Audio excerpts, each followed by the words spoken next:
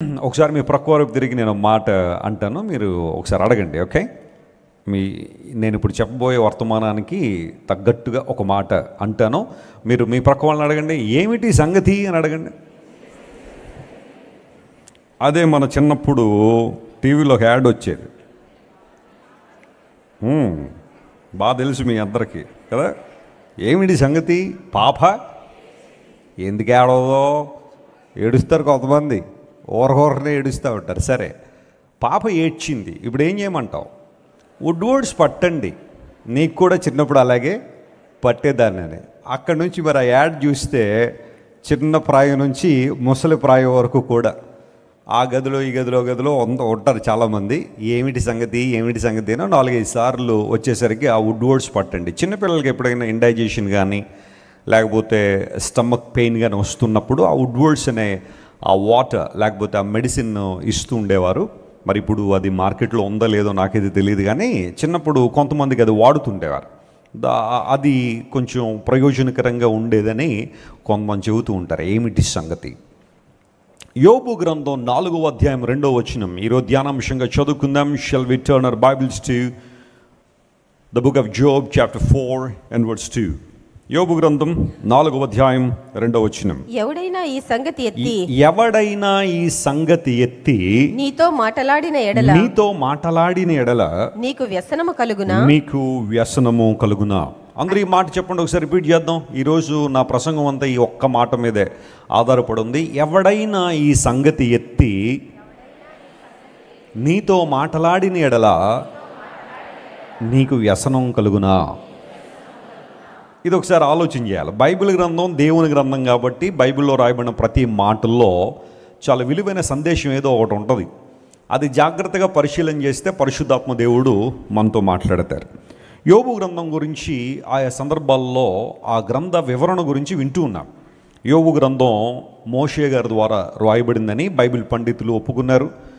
మోషే అనే దైవజనుడు మిద్యాన్ అరణ్యంలో ఉన్న కాలంలో బహుశా యోబు గారిని కలిసి ఉండొచ్చు, లేదా ఆయన గురించి విని ఉండొచ్చు. ఆ సంగతులన్నీ కూడా మోషే గారు ఎత్తి రాయడం ద్వారా టెక్నికల్గా బైబిల్లో మోషే గారు పంచకాండాలు రాయక మునుపే యోబు గ్రంథాన్ని గ్రంథస్థం చేసి ఉండొచ్చు అని బైబిల్ పండితులకు అభిప్రాయం. యోబు గారి చరిత్ర తెలియని క్రైస్తవుడు ఎవరు ఉండరు. బైబిల్ గ్రంథంలో కొంతమంది వ్యక్తులు మనకు బాగా సుపరిచితం. ఆయా సందర్భాల్లో ప్రతి మెసేజ్లో కూడా ఈ భక్తుల గురించి మనం మాట్లాడుకుంటూ ఉంటాం. అలా మాట్లాడుకోవడం కూడా మంచిదే.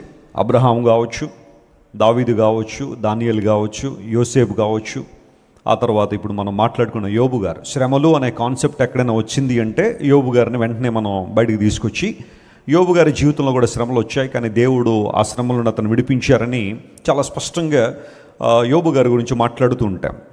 నేను సలాలా అనే ప్రాంతం వెళ్ళినప్పుడు ఒమాన్ అనే దేశం, సలాలా అనే దేశం అనే ప్రాంతం ఒమాన్ అనే దేశానికి యెమెన్ అనే దేశానికి బార్డర్లో ఉంటుందన్నమాట. ఈరోజు యెమెన్ అనే దేశం గురించి ఎక్కువగా మన వార్తల్లో వింటున్నాం. ఒక కేరళ నర్స్, ఆమె జీవితాన్ని గురించి, ఆమెకు వేయబడిన మరణశిక్ష గురించి పేపర్లు ఎక్కువ వింటున్నాం కదా. ఆ యెమెన్ అండ్ ఒమాన్ అనే దేశాలకి సరిహద్దులో సలాలా అనే ప్రాంతం ఉంటుంది. అక్కడ జూలై ఆగస్టు మాసాల్లో ఖరీఫ్ సీజన్ అంటారు.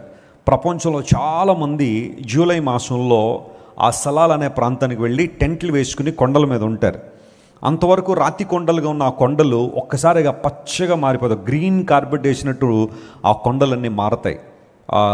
స్లైట్ డ్రిజిలింగ్ ఉంటుంది అక్కడ. దాన్ని ఎంజాయ్ చేయడానికి చాలామంది ఆ ఆహ్లాదకరమైన వాతావరణం కోసం అక్కడ వెళ్తూ ఉంటారు. జూలైలో మనం ఒమాన్ అనే దేశం వెళ్తే సలాలాలో హోటల్స్ దొరకవు మనకి. అంత బిజీగా ప్రాంతం, కొన్ని లక్షల మంది అక్కడికి వచ్చి ఆ కొండల మీద టెంట్లు వేసుకుని ఉంటారు. ఆ కొండల్లో ప్రాఫిట్ అయూబ్ టూమ్ అని ఒక ప్రాంతం ఉంటుంది. అయూబ్ అని, ఎందుకంటే ఇప్పుడు ఒమాన్ అనే దేశం మహమ్మదీ సోదరుల చేతుల్లో ఉంది కాబట్టి ఆ పేర్లన్నీ కూడా అరబిక్ నేమ్స్ అక్కడ ఉంటాయి. ప్రాఫిట్ అయూబ్ అంటే మనం బైబిల్లో మాట్లాడుకుంటున్న యోబు గారి సమాధి ఎప్పటికీ కూడా సలాలలో ఉంది. నేను కపుల్ ఆఫ్ టైమ్స్ సలాలలో దేవుని వాక్యం చెప్పడానికి వెళ్ళినప్పుడు యోబు గారి సమాధి దర్శించాను. సమాధి దర్శించడం నా ఉద్దేశం ఏంటో తెలుసా?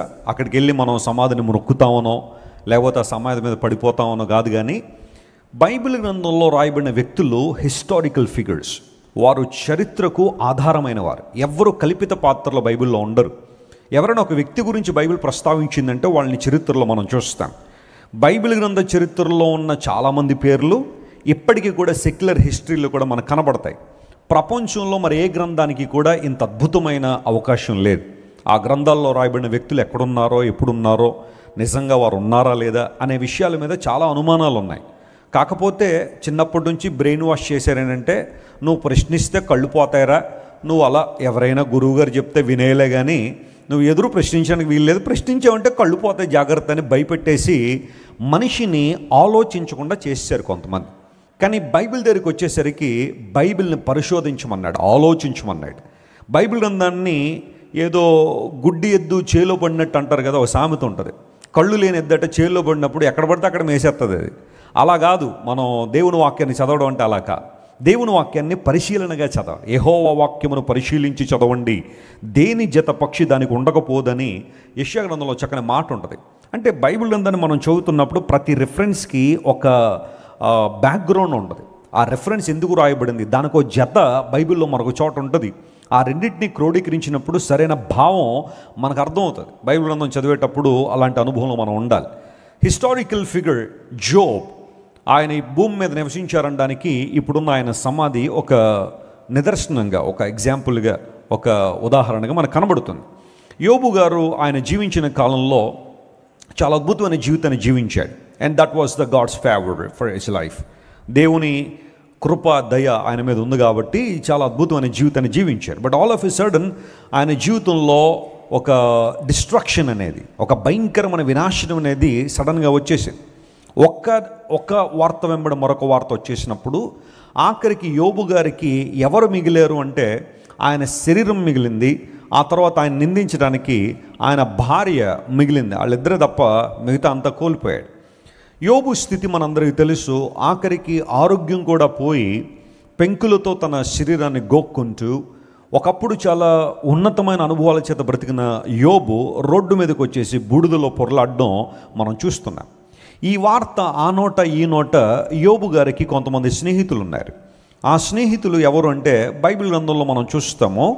ఎలీఫజ్ అని ఒక ఆయన ఉన్నాడు, బిల్దదు అని ఒక ఆయన ఉన్నాడు, జోఫర్ అని ఒక ఆయన ఉన్నాడు. చివరిలో ఇంకొక పెద్ద ఆయన వస్తాడు, ఎలీహు అనే పెద్ద ఆయన చివరిలో వచ్చి ఆయన కూడా కొన్ని మాటలు మాట్లాడతారు. But these 3 friends are considered as friends of Job.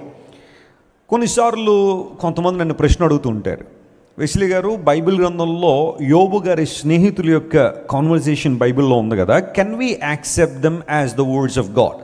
అవి దేవుని మాటలుగా మనం భావించవచ్చా? ఎందుకోసం అంటే ఈ యోబు స్నేహితులు మొదట్లో బాగానే ఉన్నారు.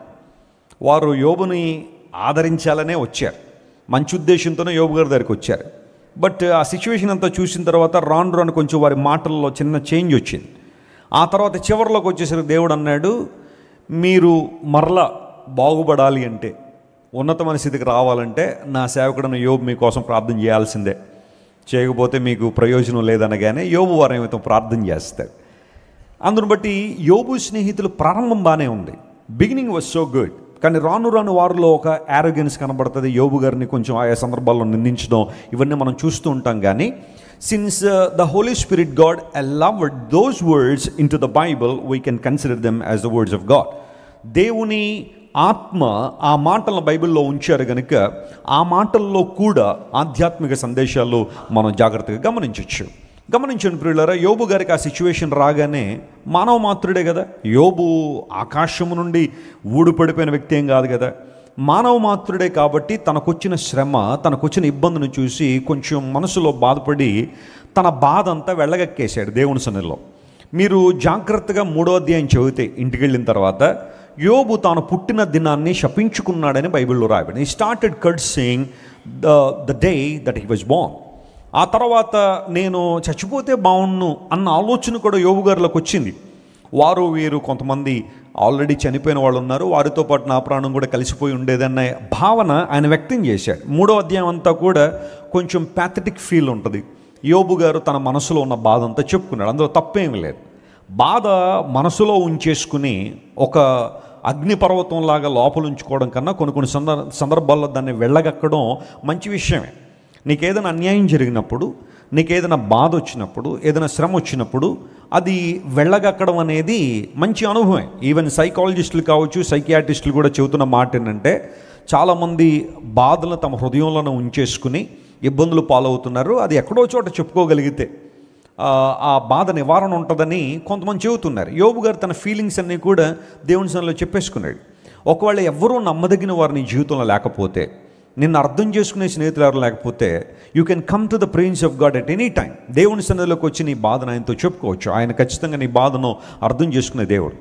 అట్ దట్ మూమెంట్ ఎప్పుడైతే యోబు గారు తన నిస్సహాయతను, తన యొక్క బాధను, తన కష్టాన్నంతా కూడా తన మనసులోంచి వెళ్ళగక్కాడో, అప్పుడు తేమానీయుడని ఎలీఫజ్ గారు ఎంటర్ అయ్యారు. తేమానీయుడు అని బైబిల్లో అతని గురించి ఒక ఇంట్రడక్షన్ రాయబడింది. తేమాను అనే ప్లేస్ ఎక్కడుంటుందంటే ఎదోమ్ అనే దేశంలో ఉంటుంది. ఎదోమ్ అనే ప్రాంతం. ఎదోమ్ అంటే తెలుసు కదా మీలో చాలామందికి. ఎదోమ్ ఎవరి ప్రాంతం? అది మీద చెప్పండి, ఎవరిది ఆ ప్రాంతం? ఏషావు ప్రాంతం కదా. యాకోబు గారికి ఒక అన్న ఉన్నాడు. ఇద్దరు ట్విన్సే, కానీ మొదట ఎవరు వచ్చారు? ఏషావు బయటకు వచ్చాడు. కాబట్టి ఏషావు గారు, లేదంటే ఏషావు తర్వాత ఆ ప్రాంతం అంతా కూడా ఎదోము దేశం అని పిలువబడింది. అండ్ ఇన్ఫ్యాక్ట్ వీ నో ఏషావు సంతతి ఎదోమీయులు కొన్ని సందర్భాల్లో ఇశ్రాయేలుకి వ్యతిరేకంగా నిలబడ్డారు, కొన్ని సందర్భాల్లో ఏదో వారు సహాయం చేసినట్టుగా కనబడ్డారు. కానీ most of the people from the land of ఎదోమ్ they became the enemies of Israel. అయితే ఈ తేమానీయుడని ఎలీఫజ్, ఎదోము దేశములో నుండి ఎలీఫజు వచ్చి యోబు గారి దగ్గర కూర్చుండి కొన్ని మాటలు మాట్లాడడం ప్రారంభించారు. మాట్లాడుతూ ఏమన్నాడంటే, ఈ సంగతి ఎత్తి నీతో మాట్లాడిన ఎడల నీకు వ్యసనం కలుగునా అన్నాడు. ఒక ప్రశ్న, ఒక క్వశ్చన్ మార్క్ అక్కడ మనకు కనబడుతుంది. బైబిల్ గ్రంథంలో కొన్ని రకాల ప్రశ్నలు ఉన్నాయి. అందులో ఈ ప్రశ్న ఏమంటారంటే రెటోరేటిక్ క్వశ్చన్ అంటారు. అనగా ప్రశ్నలోనే జవాబు ఉంటుంది అన్నమాట. ప్రశ్నలోనే ఏముంటుంది? జవాబు ఉంటుంది. చూడండి, ప్రశ్నలో జవాబులు ఉండే కొన్ని ప్రశ్నలు చెప్పండి. ప్రశ్నలోనే జవాబులుండే కొన్ని ప్రశ్నలు. న్యూఢిల్లీ భారతదేశపు క్యాపిటల్ సిటీ కాదా అన్నాం అనుకోండి, అది ప్రశ్నే. కానీ అందులో ఏముంది? ఆన్సర్ కూడా అక్కడే ఉంది కదా. ఇలా ప్రశ్నలోనే జవాబు ఉంటే అది ఒక విశిష్టమైన ప్రశ్న. అది ఇలాంటి ప్రశ్ననే ఇక్కడ దైవజనుడు అడుగుతున్నాడు, లేదా ఎలీఫజ్ అడుగుతున్నాడు. ఈ సంగతి ఎత్తి నీతో మాటలాడిన ఎడల నీకు వ్యసనం కలుగునా. వ్యసనము అని తెలుగులో రాశారు, కానీ ఇంగ్లీష్లో గ్రీవింగ్ అనే మాట, కొన్ని సందర్భాల్లో గ్రీవ్ అనే మాట అక్కడ రాశారు. దుఃఖం కలుగుతుందా? లేదు కదా, కలగకూడదు కదా. నేను సత్యం మాట్లాడినప్పుడు, వాస్తవాన్ని మాట్లాడినప్పుడు నీకు ఎందుకు దుఃఖం కలగాలి? నీకెందుకు వ్యసనం కలగాలి? ఒక సంగతి నీతో మాట్లాడాలనుకుంటున్నాను, ఆ సంగతి నువ్వు వినినప్పుడు నువ్వు వ్యసనపడద్దు, నువ్వు దుఃఖపడద్దు అని ఒక మాట అక్కడ స్పష్టంగా రాయబడింది. ఇంగ్లీష్లో కొన్ని ట్రాన్స్లేషన్స్ ఉన్నాయి. చాలామంది భక్తులు హిబ్రూ బైబిల్ నుంచి, గ్రీక్ బైబిల్ నుంచి ఇంగ్లీష్లోనికి తర్జుమాలు చేశారు. అవి కొన్ని వర్డ్ టు వర్డ్ ట్రాన్స్లేషన్ జరిగాయి. పదము నుండి పదం డైరెక్ట్గా దించేశారు. అలాంటి ట్రాన్స్లేషన్లు కొన్ని ఉన్నాయి. ఫర్ ఎగ్జాంపుల్ కేజేవి అని ఒక ట్రాన్స్లేషన్ ఉంటుంది, కింగ్ జేమ్స్ వర్జన్ అంటారు. అందులో మనం ఎక్కువగా పదము నుండి పదాన్ని ట్రాన్స్లేట్ చేశారు. స్ట్రైట్ ఫార్వర్డ్గా మాటలన్నీ కూడా హిబ్రూలో, ఆ తర్వాత గ్రీక్లో ఏవైతే ఉన్నాయో స్ట్రైట్ టు ద పాయింట్, పదాన్ని నుండి వర్డ్ టు వర్డ్ ట్రాన్స్లేషన్ జరిగిపోయింది. కానీ కొన్ని ట్రాన్స్లేషన్స్ ఏం చేశారంటే భావాన్ని తీసుకొచ్చారు. ఆ వచనాన్ని మనం ఈజీగా ఎలా అర్థం చేసుకోవచ్చు అని ఆలోచన చేసి దేవుని సన్నిధిలో కనిపెట్టి ప్రార్థన చేసి ఆ బైబిల్ ట్రాన్స్లేటర్లు ఏం చేశారంటే, మనం పదము నుండి పదం కాదు, పదము నుండి భావాన్ని తీసుకొద్దాం, ఆ తాత్పర్యాన్ని తీసుకొద్దామని చెప్పి కొన్ని ట్రాన్స్లేషన్లు తాత్పర్యాన్ని తీసుకొచ్చారు. ఉదాహరణ మీకు చెప్తాను. ఇదే మాట ఒక ట్రాన్స్లేషన్లో ఏముంటుందంటే, ఒక ట్రాన్స్లేషన్ ఏమి రాశారంటే, if someone wonders a word will you be impatient, a question mark. డైరెక్ట్గా ఇప్పుడు మనం ఏదైతే తెలుగు బైబిల్లో నీకు వ్యసనం కలుగునా అనే ప్రశ్న మనం చూసామో ఎగ్జాక్ట్గా అదే పదం అక్కడ రాశారు. If someone wonders a word will you be impatient అని. దాన్ని న్యూ లివింగ్ ట్రాన్స్లేషన్ వాళ్ళు భావాన్ని తీసుకొచ్చి ఏం రాశారంటే, ఎన్ఎల్టీలో ఏం రాశారంటే, let me say a word and be patient while you listen it. నేను నీతో మాట్లాడేటప్పుడు నువ్వు సహనం కలిగి ఉండు, నువ్వు వ్యసనపడద్దు, దుఃఖపడద్దు. ఎందుకంటే this is the important thing that you need to understand. నువ్వు తెలుసుకోవాల్సిన సంగతి ఇది. చాలా సంగతులు తెలుసుకున్నా. ఏమిటి సంగతి అన్నప్పుడు ఏదో సంగతి బయటకు వస్తుంది ప్రతిసారి కదా. కానీ నేను చెప్పే సంగతి నువ్వు తెలుసుకోవాలి, ఈ సంగతి నువ్వు అర్థం చేసుకోవాలి, ఈ సంగతి నువ్వు తెలుసుకోవాలని అక్కడ దైవజనుడికి అభిప్రాయం. అది అందును బట్టే ఎన్ఎల్టీలో ఏం రాశారంటే, when I say a word please listen it with patience. సహనంతో విను, ఓపికతో విను అనే మాట అక్కడ రాశాడు. చాలాసార్లు మనం దేవుని వాక్యాన్ని వినడానికి వస్తాం, కానీ మనలో సహనం ఉండదు, ఓపిక ఉండదు. ప్రభువు మాటలు వినే సహనం కొన్నిసార్లు మనకు ఉండదు. కొంతమంది దేవుని మందిరాలకు వస్తూ ఉంటారు, ఎవరినో సంతోషపరచాలని వస్తారు. ముందు అడుగుతారు, ఎంతసేపు ఉంటుంది ప్రసంగం అని. వెస్లీ గారు 1 అవర్ మినిమం చెప్తారు. అప్పుడప్పుడు మరి ఇంకేదన్నా డీటెయిల్డ్గా చెప్పాలనుకుంటే ఒక గంట 10 నిమిషాలు, గంట 15 నిమిషాలు వాక్యం ఉంటుంది అని చెప్పారనుకోండి. They prepare their mind for 1 hour message. ఒక గంట కొరకు తమ మైండ్ ప్రిపేర్ చేసుకుంటారు. గంట దాటిన తర్వాత ఉంటుందమ్మా, తీసుకొచ్చిన వాళ్ళు వైపు ఏం చేస్తారు చెప్పండి? కోపంగా చూస్తుంటారు. అందుకే నేను రాను తెలుసా, నువ్వు గంట అన్నావు, ఇప్పుడు చూడు ఎంత అయిపోయింది, అప్పుడే గంట 5 నిమిషాలు అయిపోయింది. ఆ 5 మినిట్స్ ఎలా ఉంటుందంటే వాళ్ళకి ఒక ముళ్ళ మీద కూర్చున్నట్టుగా, లేకపోతే ఒక పెనం మీద కూర్చున్నట్టుగా ఫీల్ అవుతారు. కారణం ఓపిక కూడా దేవుని మాటలు వింటారు. అదే సినిమా చూసేటప్పుడు అలా ఉంటుంది ఆ ఫీలింగ్. మొన్న ఏదో హిందీ సినిమా వచ్చిందట, థియేటర్లన్నీ ఏడుపులట, ఏడ్చేస్తున్నారు యవ్వనస్తులు, కింద పడి దొర్లు ఏడ్చేస్తున్నారు. మరి ఆ స్టోరీ ఏంటో మనకైతే తెలియదు, కానీ ప్రజలు ఈ రోజుల్లో చాలామంది అలాంటి వాటికి ఆసక్తి. పూర్వదినాల్లో తెలుగులో ఒక సినిమా వచ్చింది, చాలా భయంకరమైన రివ్యూస్ వచ్చేదానికి, యువతను తప్పుదారి పట్టించే సినిమా. ఆ డైరెక్టర్ ఒకసారి మాట్లాడుతూ అన్నాడు, 3 గంటల సుమారుగా సినిమా తీశారట, కానీ యూత్ అడిగారట, మాకు ఇంకా సరిపోవట్లేదు, ఇంకా కావాలంటే కొన్ని రోజులు ఆ సినిమా ఆడిన తర్వాత ఇంకో 15 నిమిషాలు యాడ్ చేసి మరలా సినిమా కొత్తగా రిలీజ్ చేశారట. అంటే ప్రజలకి ఈ రోజున ఆసక్తి ఎక్కడుంటుంది అంటే తమ జీవితాలను పాడు చేసే వాటి దగ్గర, వ్యర్థమైన పరిస్థితుల్లోకి తమల్ని నెట్టేసే పరిస్థితుల దగ్గర అస్సలు వారికి ఇంపేషన్స్ ఉండదు. అంటే వారికి అసహనం ఉండదు. ఎంతసేపు అయినా పర్వాలేదు అన్న ఆలోచనలో. కొన్నిసార్లు చూడండి, క్రికెట్ మ్యాచ్లు జరుగుతున్నప్పుడు వర్షాలు వస్తూ ఉంటే అనేక మంది ఆ వర్షం తగ్గేదాకా వర్షంలోనే తడిచి, అలాగే కొంతమంది ఆ మ్యాచ్ చూసి ఎట్టకేళ్ళకి ఇంటికి వెళ్తూ ఉంటారు. అదే మీటింగ్ వస్తున్నప్పుడు కనుక, ఎప్పుడైనా దేవుని సభ జరుగుతున్నప్పుడు వర్షం వచ్చిందనుకోండి, వెంటనే మనకు కుదరదండి, జ్వరం వచ్చేద్దండి, రేపు ఆఫీస్కి వెళ్ళాలండి, పిల్లలకి కోల్డ్ వచ్చేస్తుందండి, మనకి పడదండి ఇలాంటి వాతావరణం, అందును బట్టి ఇలాంటి టైంలో మీరు మీటింగ్లు పెట్టడానికి వీలు లేదండి అన్నట్టుగా, అప్పుడు ఎక్కడ లేని జాగ్రత్త అంతా ఎప్పుడు వచ్చేస్తుంది అంటే దేవుని సభల్లోనే వచ్చేస్తుంది మనకి జాగ్రత్త అంతా కూడా. నేను తప్పు పట్టట్లేదు, ఎవరైనా ఆరోగ్య విషయంలో జాగ్రత్త తీసుకుంటే తప్పు పట్టట్లేదు, కానీ కొన్నిసార్లు మన యొక్క ఆసక్తి దేని మీద ఉంది. బైబిల్లో సెలవిస్తూ ఉంది, నేను ఒక సంగతి ఎత్తి మాట్లాడితే ఆ సంగతి తెలుసుకోవాలన్న ఆసక్తి నీలో ఉందా, దాన్ని పరిశీలించాలనే కోరిక నీలో ఉందా? దీనికి కనెక్షన్గా బైబిల్ ఇంకొక మాట నేను చెప్పి ఆ డీటెయిల్స్లోకి వెళ్తాను. చూడండి, సామెతల గ్రంథం 25వ అధ్యాయం 2వ వచనంలో ఒక మాట ఉంది. Proverbs chapter 25 and verse 2లో ఈ మాట రాయబడింది. సామెతల గ్రంథం 25వ అధ్యాయం 2వ వచనంలో ఈ మాట ఉంది, చదవండి. సంగతి మరుగు చేయుట దేవునికి ఘనత, సంగతి శోధించుట రాజులకు ఘనత. స్తోత్రం చెప్పండి, హల్లెలూయా. ఇంగ్లీష్లో ఆ మాట చూడండి, it is the glory of God to conceal a thing. దేవుడు కొన్ని విషయాలు కన్సీల్ చేస్తారట. But the honour of Kings is to search out the matter. రాజులకు ఘనత ఏంటి? రాజులంటే ఇక్కడ ఒక విభాగాన్ని గురించి మాట్లాడడం లేదు. We are all kings in the sight of God. మనందరం ఒకప్పుడు బానిసలమే, కానీ ఇప్పుడు యేసయ్య మనల్ని ఎలా చేశాడు? ఆయన రాజులుగా చేశాడు. రాజులకు ఘనత ఏంటి అంటే, మరుగు చేయబడిన దేవుని వాక్యాన్ని మనం ఏం చేయాలట? శోధించాలట. మరుగు చేయబడిన దేవుని వాక్యాన్ని ఏం చేయాలి చెప్పండి? శోధించాలి. కొన్ని విభాగాల్లో రీసెర్చర్స్ ఉంటారు, రీసెర్చ్ చేసేవాళ్ళు ఉంటారు. ఒక పదాన్ని పట్టుకుని, ఒక మాటను పట్టుకుని కొంతమంది ఏం చేస్తారు చెప్పండి? రీసెర్చ్ చేస్తుంటారు. మేడం మేరీ క్యూరీ గురించి మీరు ఎప్పుడైనా విన్నారా? మేడం మేరీ క్యూరీ అనే ఆమె 2 విభాగాల్లో నోబెల్ ప్రైజ్ సాధించింది. కెమిస్ట్రీలోనూ ఫిజిక్స్లో కూడా నోబెల్ ప్రైజ్ సాధించింది. ఆమె కొన్ని రకాలైన రేడియో యాక్టివ్ మెటీరియల్స్ని ప్రపంచానికి అందించింది. ఈ రోజున న్యూక్లియర్ ఎనర్జీ అనేది చాలా విరివిగా మనం వాడుకుంటున్నామంటే, ఎలక్ట్రిసిటీ తయారు చేయడంలో కావచ్చు, మరొక విభాగాల్లో న్యూక్లియర్ ఎనర్జీని వాడుతున్నామంటే, మేడం మేరీ క్యూరీ చేసిన గొప్ప పరిశోధన చాలా గొప్పది. ఆమె ఎప్పుడూ కూడా ల్యాబొరేటరీలోనే ఉండేదట. ఆమె ఎప్పుడూ కూడా రేడియేషన్ మధ్య ఉండేదట. ఈ మధ్యన ఆమె చనిపోయిన తర్వాత ఆమె రూమ్ అంతా కూడా సీజ్ చేస్తే, ఆమె వాడిన పెన్ను, ఆమె వాడిన పుస్తకాలు, ఆమె వాడిన బట్టలన్నీ కూడా రేడియో యాక్టివిటీతో ఉన్నాయి. ఇప్పటికీ కూడా అవి ఎప్పటికీ ప్రమాదకరంగానే ఉంటాయి. ఆమె అలాగే వాటిల్లో ఉండి రీసెర్చ్ చేయాలి, ఏదో విధంగా ప్రపంచానికి ఏదో దీవెనకరంగా ఉండాలని మేడం మేరీ క్యూరీ అద్భుతమైన పరిశోధనలు చేసింది. ఒక రీసెర్చర్ తను ఎన్నుకున్న విభాగంలో లోతుకు వెళ్ళిపోతూ ఉంటారు, తవ్వుకుంటూ వెళ్ళిపోతూ ఉంటారు. అందును బట్టి ఈ రోజున రకరకాల ఇన్వెషన్స్, డిస్కవరీస్ ప్రపంచంలో మనం చూస్తున్నాం.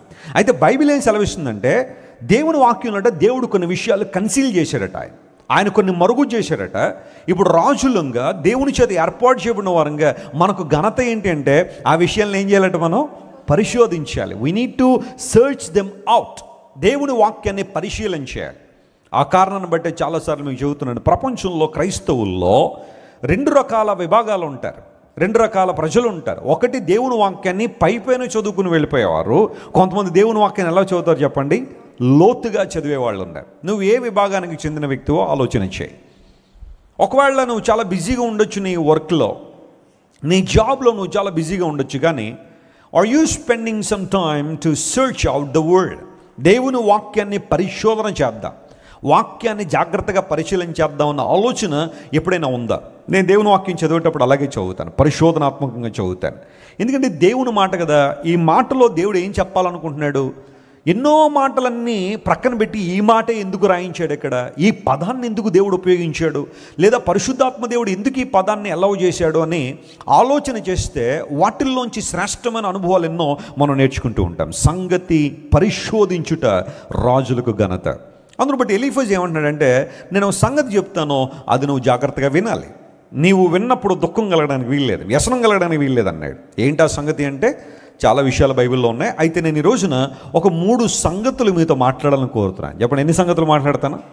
3 సంగతులు. వీటి మీద మీ దృష్టి ఉండాలి, జాగ్రత్తగా ఆలోచన చేయాలి.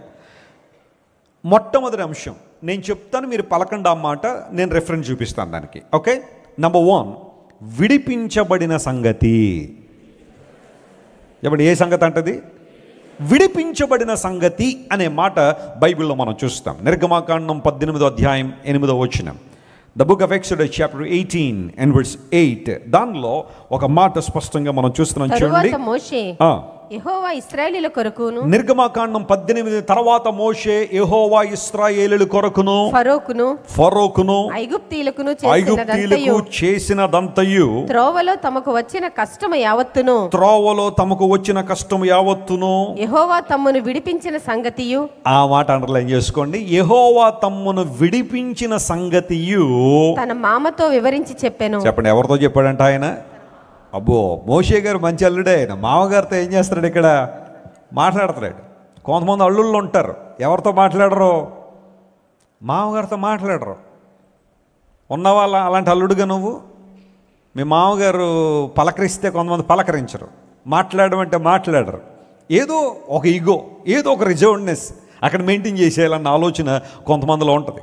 అలా అని చెప్పి అర్థమైన మాటలు మాట్లాడమన్న ఉద్దేశం కాదు, కానీ అవసరం ఉన్న చోటు కొన్ని మాటలు మాట్లాడాలి. బైబిల్లో మంచి మామ అల్లుళ్ళు అనే ఆ జాబితాను కనుక తీస్తే ఖచ్చితంగా ఇత్రో గారు, ఆ తర్వాత ఆయన అల్లుడు గారైన మోషే గారు మనకు కనబడతారు. Jethro and Moses were wonderful people. వారిద్దరూ కూడా అద్భుతమైన మామ అల్లుళ్ళుగా బైబిల్లో కనబడతారు. మీరు ఇంటికి వెళ్ళిన తర్వాత ఈ 18వ అధ్యాయం జాగ్రత్తగా చదివితే, ఇశ్రాయేలీయులు ఐగుప్తు నుండి బయటకు వచ్చేసిన తర్వాత వారు మెల్లగా ప్రయాణం చేసుకుంటూ ఎర్ర సముద్రం దాటేశారు. ఆ తర్వాత రెఫీదీం ప్రాంతానికి వచ్చారు. అక్కడ అమాలేకుల మీద జయం వచ్చింది. అక్కడి నుంచి వారు సీనాయి పర్వతానికి వెళుతున్న ఆ మార్గంలో మోషే మామ అయిన ఇత్రో గారిని కలిసే సందర్భం మోషే గారికి వచ్చింది. అప్పుడు మోషే తన మామ అయిన ఇత్రోతో మాట్లాడిన సంగతులు చాలా అద్భుతంగా ఉన్నాయి. అక్కడ మోషే గారట దేవుడు తమ్మును విడిపించిన సంగతి అంతయు ఎవరితో చెప్పాడట? ఇత్రో గారితో చెప్పాడు. ఇత్రో గారు కూడా మోషేని చూస్తున్నాడు. అబ్బో, మా అల్లుడు గారు మంచి లీడర్, ఆయన బాగా అందరినీ చక్కగా నడిపిస్తున్నాడు అని చూసుకుంటే, మోషే గారు సాయంకాలం అయిపోయేసరికి బాగా ఎగ్జాస్ట్ అయిపోతున్నాడు. ఆయన ఉదయం నుండి ప్రజలకు న్యాయం తీర్చి కొన్ని వందలు కావచ్చు, లేదా బహుశా 1000 కావచ్చు, న్యాయం కావాల్సిన వాళ్ళందరూ మోషే దగ్గర నిలబడితే అందరి గురించి విని అందరికీ న్యాయం తీర్చి ఇంటికి వచ్చేసరికి మోషే గారు కంప్లీట్గా ఎగ్జాస్ట్ అయిపోతూ ఉంటే, ఇత్రో గారు చూసి మా అల్లుడి గారికి మంచి సలహా ఇవ్వాలి, ఇలా ఉంటే ఎక్కువ కాలం బతికెళ్ళలేడు, ఇబ్బంది పడిపోయేలాగా ఉన్నాడని చెప్పి మోషే గారిని పిలిచి అన్నాడు, మోషే నువ్వు చేస్తున్న పని చాలా మంచిదే, కానీ చిన్న ప్రాబ్లం ఒకటి ఉంది. అందరి భారాలు నువ్వు మోస్తే ఆఖరికి నువ్వు ఒక రోజున ఇబ్బంది పడతావు. కాబట్టి I want you to delegate the work to some other people. నీ దగ్గర ఎవరైతే దైవభక్తి కలిగి ఉన్నారో, సామర్థ్యం కలిగి ఉన్నారో, లంచగొండితనం లేని వాళ్ళు ఎవరైతే ఉన్నారో వారిని నాయకులుగా నియమించు. చిన్న చిన్న వ్యాధ్యాలు ఏమైనా ఉంటే వాళ్ళు తీర్చేస్తారు. ఇంకా వాళ్ళ వల్ల కూడా కాదు, పెద్ద పెద్ద వ్యాధ్యాలు ఏమన్నా ఉంటే తీసుకురా, నీ దగ్గరికి తెచ్చుకో అని ఇత్రో గారు ఒక అద్భుతమైన సలహా అక్కడ ఇచ్చారు. ఈరోజు ఒక మాట చెప్తాను, జాగ్రత్త వినండి. బైబిల్ గ్రంథం ప్రపంచానికి ఎలా దీవెనకరంగా ఉందంటే, మీరు ఏ దేశంలో న్యాయ వ్యవస్థ చూడండి, చిన్న స్థాయి నుండి పై స్థాయి వరకు న్యాయ వ్యవస్థలు ఉంటాయి. కోర్టు సిస్టమ్ను మనం చూస్తే, ప్రాముఖ్యంగా చూస్తే సెషన్స్ కోర్ట్స్ ఉంటాయి, స్పెషల్ కోర్ట్స్ ఉంటాయి, ఆ తర్వాత డిస్ట్రిక్ట్ కోర్ట్స్ ఉంటాయి. డిస్ట్రిక్ట్ కోర్టులో కనుక కేసు కనుక అవ్వకపోతే దాన్ని ఎక్కడ తీసుకెళ్తారు? హైకోర్టుకి తీసుకెళ్తారు. హైకోర్టులో కూడా అవ్వలేదనుకోండి, న్యాయం జరగలేదన్నప్పుడు దాన్ని ఎక్కడ తీసుకెళ్తారు? సుప్రీంకోర్టు తీసుకెళ్తారు. డైరెక్ట్గా మనం ప్రతి కేసు పట్టుకెళ్ళి సుప్రీంకోర్టులో వేసేయలేం. వాళ్ళు ఏమంటారు, ముందు కింద నుండి రమ్మంటారు, అక్కడ నుంచి పరిశీలనగా చేయమని. కొన్ని కేసులు అయితే మరీ దేశ భద్రతకు సంబంధించిన కేసులు అలా ఉంటే డైరెక్ట్గా టేకప్ చేస్తారేమో, కానీ చిన్న చిన్న కేసులు ఏమైనా ఉంటే ఈ మాత్రం దానికే మా దగ్గరికి రావాలా అనే మాటలు కొన్నిసార్లు కోర్టుల్లో వింటారు కొంతమంది. ఎందుకోసం అంటే ఆ సమస్య చిన్న కోర్టులో పరిష్కరించవచ్చు. ఇత్రో గారి ఫార్ములా ఎప్పటికీ ప్రపంచంలో ప్రతి దేశం ఫాలో అవుతూనే ఉంటుంది. చెప్పట్లు కూడా దేవుని మహిమపరచండి. That's the supremacy of Bible. Bible గ్రంథం యొక్క గొప్పతనం అదే అని చాలాసార్లు మీకు చెబుతా ఉన్నాను. సరే, ఇక్కడ మోషే గారట మామగారిని చూడగానే, మామగారు మనకు ఎంత ఆస్తి దాచిపెట్టారని అడిగాడా? మామగారు మీ కుమార్తెను నాకు ఇచ్చారు కాబట్టి సిప్పురోవతో మనకి ఎంత కట్నం ఇప్పిస్తున్నారని అడిగాడా? అవేం అడగలా. మోషే గారు ఇత్రోను చూడగానే, తన మామను చూడగానే అంటున్నాడు, యెహోవా తమ్మును విడిపించిన సంగతి అంతయు అతనితో చెప్పాడు. ప్రియులారా గమనించండి, నీకు ఏ సంగతి తెలిసినా తెలియకపోయినా మొట్టమొదటి ఒక విషయం నీకు తెలియాలి. అదేనంటే నీ దేవుడు నిన్ను విడిపించువాడనే సంగతి నీకు తెలియాలి. హల్లెలూయా. ఎలీఫజ్ అన్నాడు, ఈ సంగతి ఎత్తి నీతో మాట్లాడినప్పుడు నీకు దుఃఖం కలగకూడదు, నీకు వ్యసనం కలగకూడదు, జాగ్రత్త విను. ఏంటి ఆ సంగతి అంటే, నీ దేవుడు నిన్ను విడిపించువాడు. Hallelujah. Our God is our deliverer. ఇశ్రాయేలీలను ఐగుప్తు బానిసత్వం నుండి దేవుడు ఏం చేశాడు చెప్పండి? విడుదల చేశాడు. ఎన్ని సంవత్సరాలు ఉన్నారు ఇశ్రాయేలీలు? సుమారుగా 400 సంవత్సరాలు ఐగుప్తు దేశంలో బానిసలుగా ఉన్నారు. గోషెను అనే ప్రాంతం మొదట్లో చాలా బాగున్న ప్రాంతమే, సస్యశ్యామలమైన ప్రాంతమే, చాలా సంతోషంగా ఆ ప్రాంతానికి వెళ్ళారు. కానీ రాను రాను రాను రాను రాను రాను ఐగుప్తు దేశంలో వారి ఉనికి వారికి ఇబ్బందిని తీసుకొచ్చింది. వారు ఒక రోజున గుర్తించారు, ఇది దాస్యగృహంగా మారిపోయింది, ఇది ఇనుప కొలిమిగా మారిపోయిందని గుర్తించి people started crying out to God for deliverance. మాకు విడుదల కావాలి ప్రభువా, మమ్మల్ని విడిపించు ప్రభువా అని వారు మొర్ర పెట్టడం ప్రారంభించారు. నిట్టూర్పులు విడిచారని లేఖనాలు సెలవిస్తున్నాయి. అయితే దేవుడు తన బాహుబలం చేత, తన శక్తి చేత, తన బలం చేత ఇశ్రాయేలు ప్రజలను జ్ఞాపకం చేసుకుని, మోషేని ఏర్పాటు చేసుకుని 10 రకాలైన తీర్పులు ఐగుప్తు మీద దేవుడు తీసుకొచ్చి ఫరో మెడలు వంచి తాను దేవుణ్ణని ప్రభు రుజువుపరుచుకుని ఎట్టకేలకు ఇశ్రాయేలు ప్రజలకు విడుదల ఇస్తే, ఒక్క రాత్రిలో వారు ఐగుప్తు నుండి బయటకు రావడానికి ప్రభు గొప్ప ద్వారాలు తెరిచారు. ఎన్నో సంవత్సరాలుగా ఉన్న బానిసత్వం, ఎన్నో సంవత్సరాలుగా ఉన్న ఆ దాస్య గృహాన్ని దేవుడు విడిపించి వారిని బయట తీసుకొచ్చి కనాను దిశగా దేవుడు వారిని నడిపించాడు. నీ దేవుడు నిన్ను విడిపించువాడు అనే విషయం నీకు తెలుసా? చాలాసార్లు ఐగుప్తులో ఇశ్రాయేలు ప్రజలు బానిసలుగా ఉన్నట్టే మనం కూడా కొన్ని రకాలైన సంగతుల్లో బానిసలుగా ఉంటాం. దాస్యగృహంలో మ్రగుతున్న వారంగా ఉంటాం. సెంట్రల్ జైల్లో, ప్రిజన్స్లో చూడండి ఎలా ఖైదీలు అయితే మగ్గుతూ ఉంటారో, బయటికి రాలేక, బయటికి తీసుకురాక, లోపల సంకెళ్ళ మధ్య ఎలా ఉండిపోతారో, అలాంటి భౌతిక సమాన సంకెళ్ళు మనకు లేకపోవచ్చేమో, కానీ మన మనస్సు మాత్రం సంకెళ్లలో బంధించబడి ఉంటుంది, మన జీవితం సంకెళ్లలో బంధించబడి ఉంటుంది. విడుదల కోసం చాలా ప్రయత్నం చేస్తాం, కానీ విడుదల పొందలేం. కారణం ఏంటంటే మనిషి యొక్క ఉద్దేశాలు, మనిషి యొక్క ఆలోచనలు ఎప్పుడు మనిషికి విడుదల ఇవ్వలే. అపవాది ఏదో ఒక ఎర్ర వేసి ప్రజలను పట్టేస్తా ఉన్నాడు. నేను 2 వారాల క్రితం కూడా చెప్పాను, అపవాది దగ్గర కొన్ని రకాలైన పరిస్థితులు ఉన్నాయి, కొన్ని రకాలైన కుతంత్రాలు ఉన్నాయి, వాటి ద్వారా మనుషులను పడుతూ ఉంటాడు. అయితే ఇప్పుడు సందర్భం వచ్చిన ఇంకో మాట చెప్తాను, జాగ్రత్త వినండి. కోతులను పట్టేవాళ్ళు ఉంటారు కొంతమంది. ఆ కోతులను దేనికో దానికి వినియోగించడానికో, లేకపోతే కొన్ని దేశాల్లో కోతి మెదడు తింటారు. ఇలా అంటున్నాను ఏమనుకోకండి, ఎందుకంటే మన దేశంలో మన ఆహార పదార్థాలు మనకు నచ్చినట్టుగానే ఆ దేశంలో వారి ఆహార పదార్థాలు కూడా ఏం చేస్తాయి, వాళ్ళకి నచ్చుతాయి. పివి నరసింహారావు గారి గురించి వీళ్ళకి చాలామంది తెలుసు అనుకుంటున్నాను. ఆయన ఎవరో తెలుసా? మన దేశపు ప్రధానమంత్రి, వెరీ గుడ్, ప్రైమ్ మినిస్టర్ గారు. ఆయన వచ్చిన తర్వాత ఆయన తీసుకున్న కొన్ని నిర్ణయాలు నిజంగా దేశాన్ని ఆర్థిక భద్రతలుగా నడిపించాయి. మన్మోహన్ సింగ్ గారు కూడా చాలా కాలం మన దేశాన్ని, అంటే ఒక 10 సంవత్సరాలు దేశాన్ని పరిపాలన చేసినప్పుడు ఆయన కూడా ఒక మంచి ఎకనామిస్ట్ కాబట్టి దేశాన్ని ఆర్థిక భద్రతలో తీసుకెళ్ళాడు. 2009లో ఐ స్టిల్ రిమెంబర్, రెసిషన్ వచ్చి ప్రపంచం అంతా ఇబ్బంది పడిపోయిన భారతదేశానికి ఆ ఎఫెక్ట్ రాకుండా ఉండడానికి మన్మోహన్ సింగ్ గారు చేసిన ఆయన సంస్కరణలు చాలా గొప్పవి. కొంతమంది దేశాన్ని ప్రగతి పదంలో నడిపించాలనే సదుద్దేశంతో పరిపాలన చేస్తారు, కొంతమంది దేశాన్ని దోచేసుకుందాం ఎక్కడ దొరుకుతుంది అక్కడని పరిపాలన చేసేవాళ్ళు కూడా కొంతమంది ఉంటారు. అది తర్వాత సంగతి. నేను పాలిటిక్స్ గురించి మాట్లాడిన ఉద్దేశం కాదు. మాట్లాడాలంటే చాలా విషయాలు మాట్లాడచ్చు కానీ I don't want to touch them. అయితే జాగ్రత్త వినండి. పివి నరసింహారావు గారు ఒకసారి ఒక ఆఫ్రికన్ కంట్రీకి గెస్ట్గా ఆహ్వానించబడ్డారు.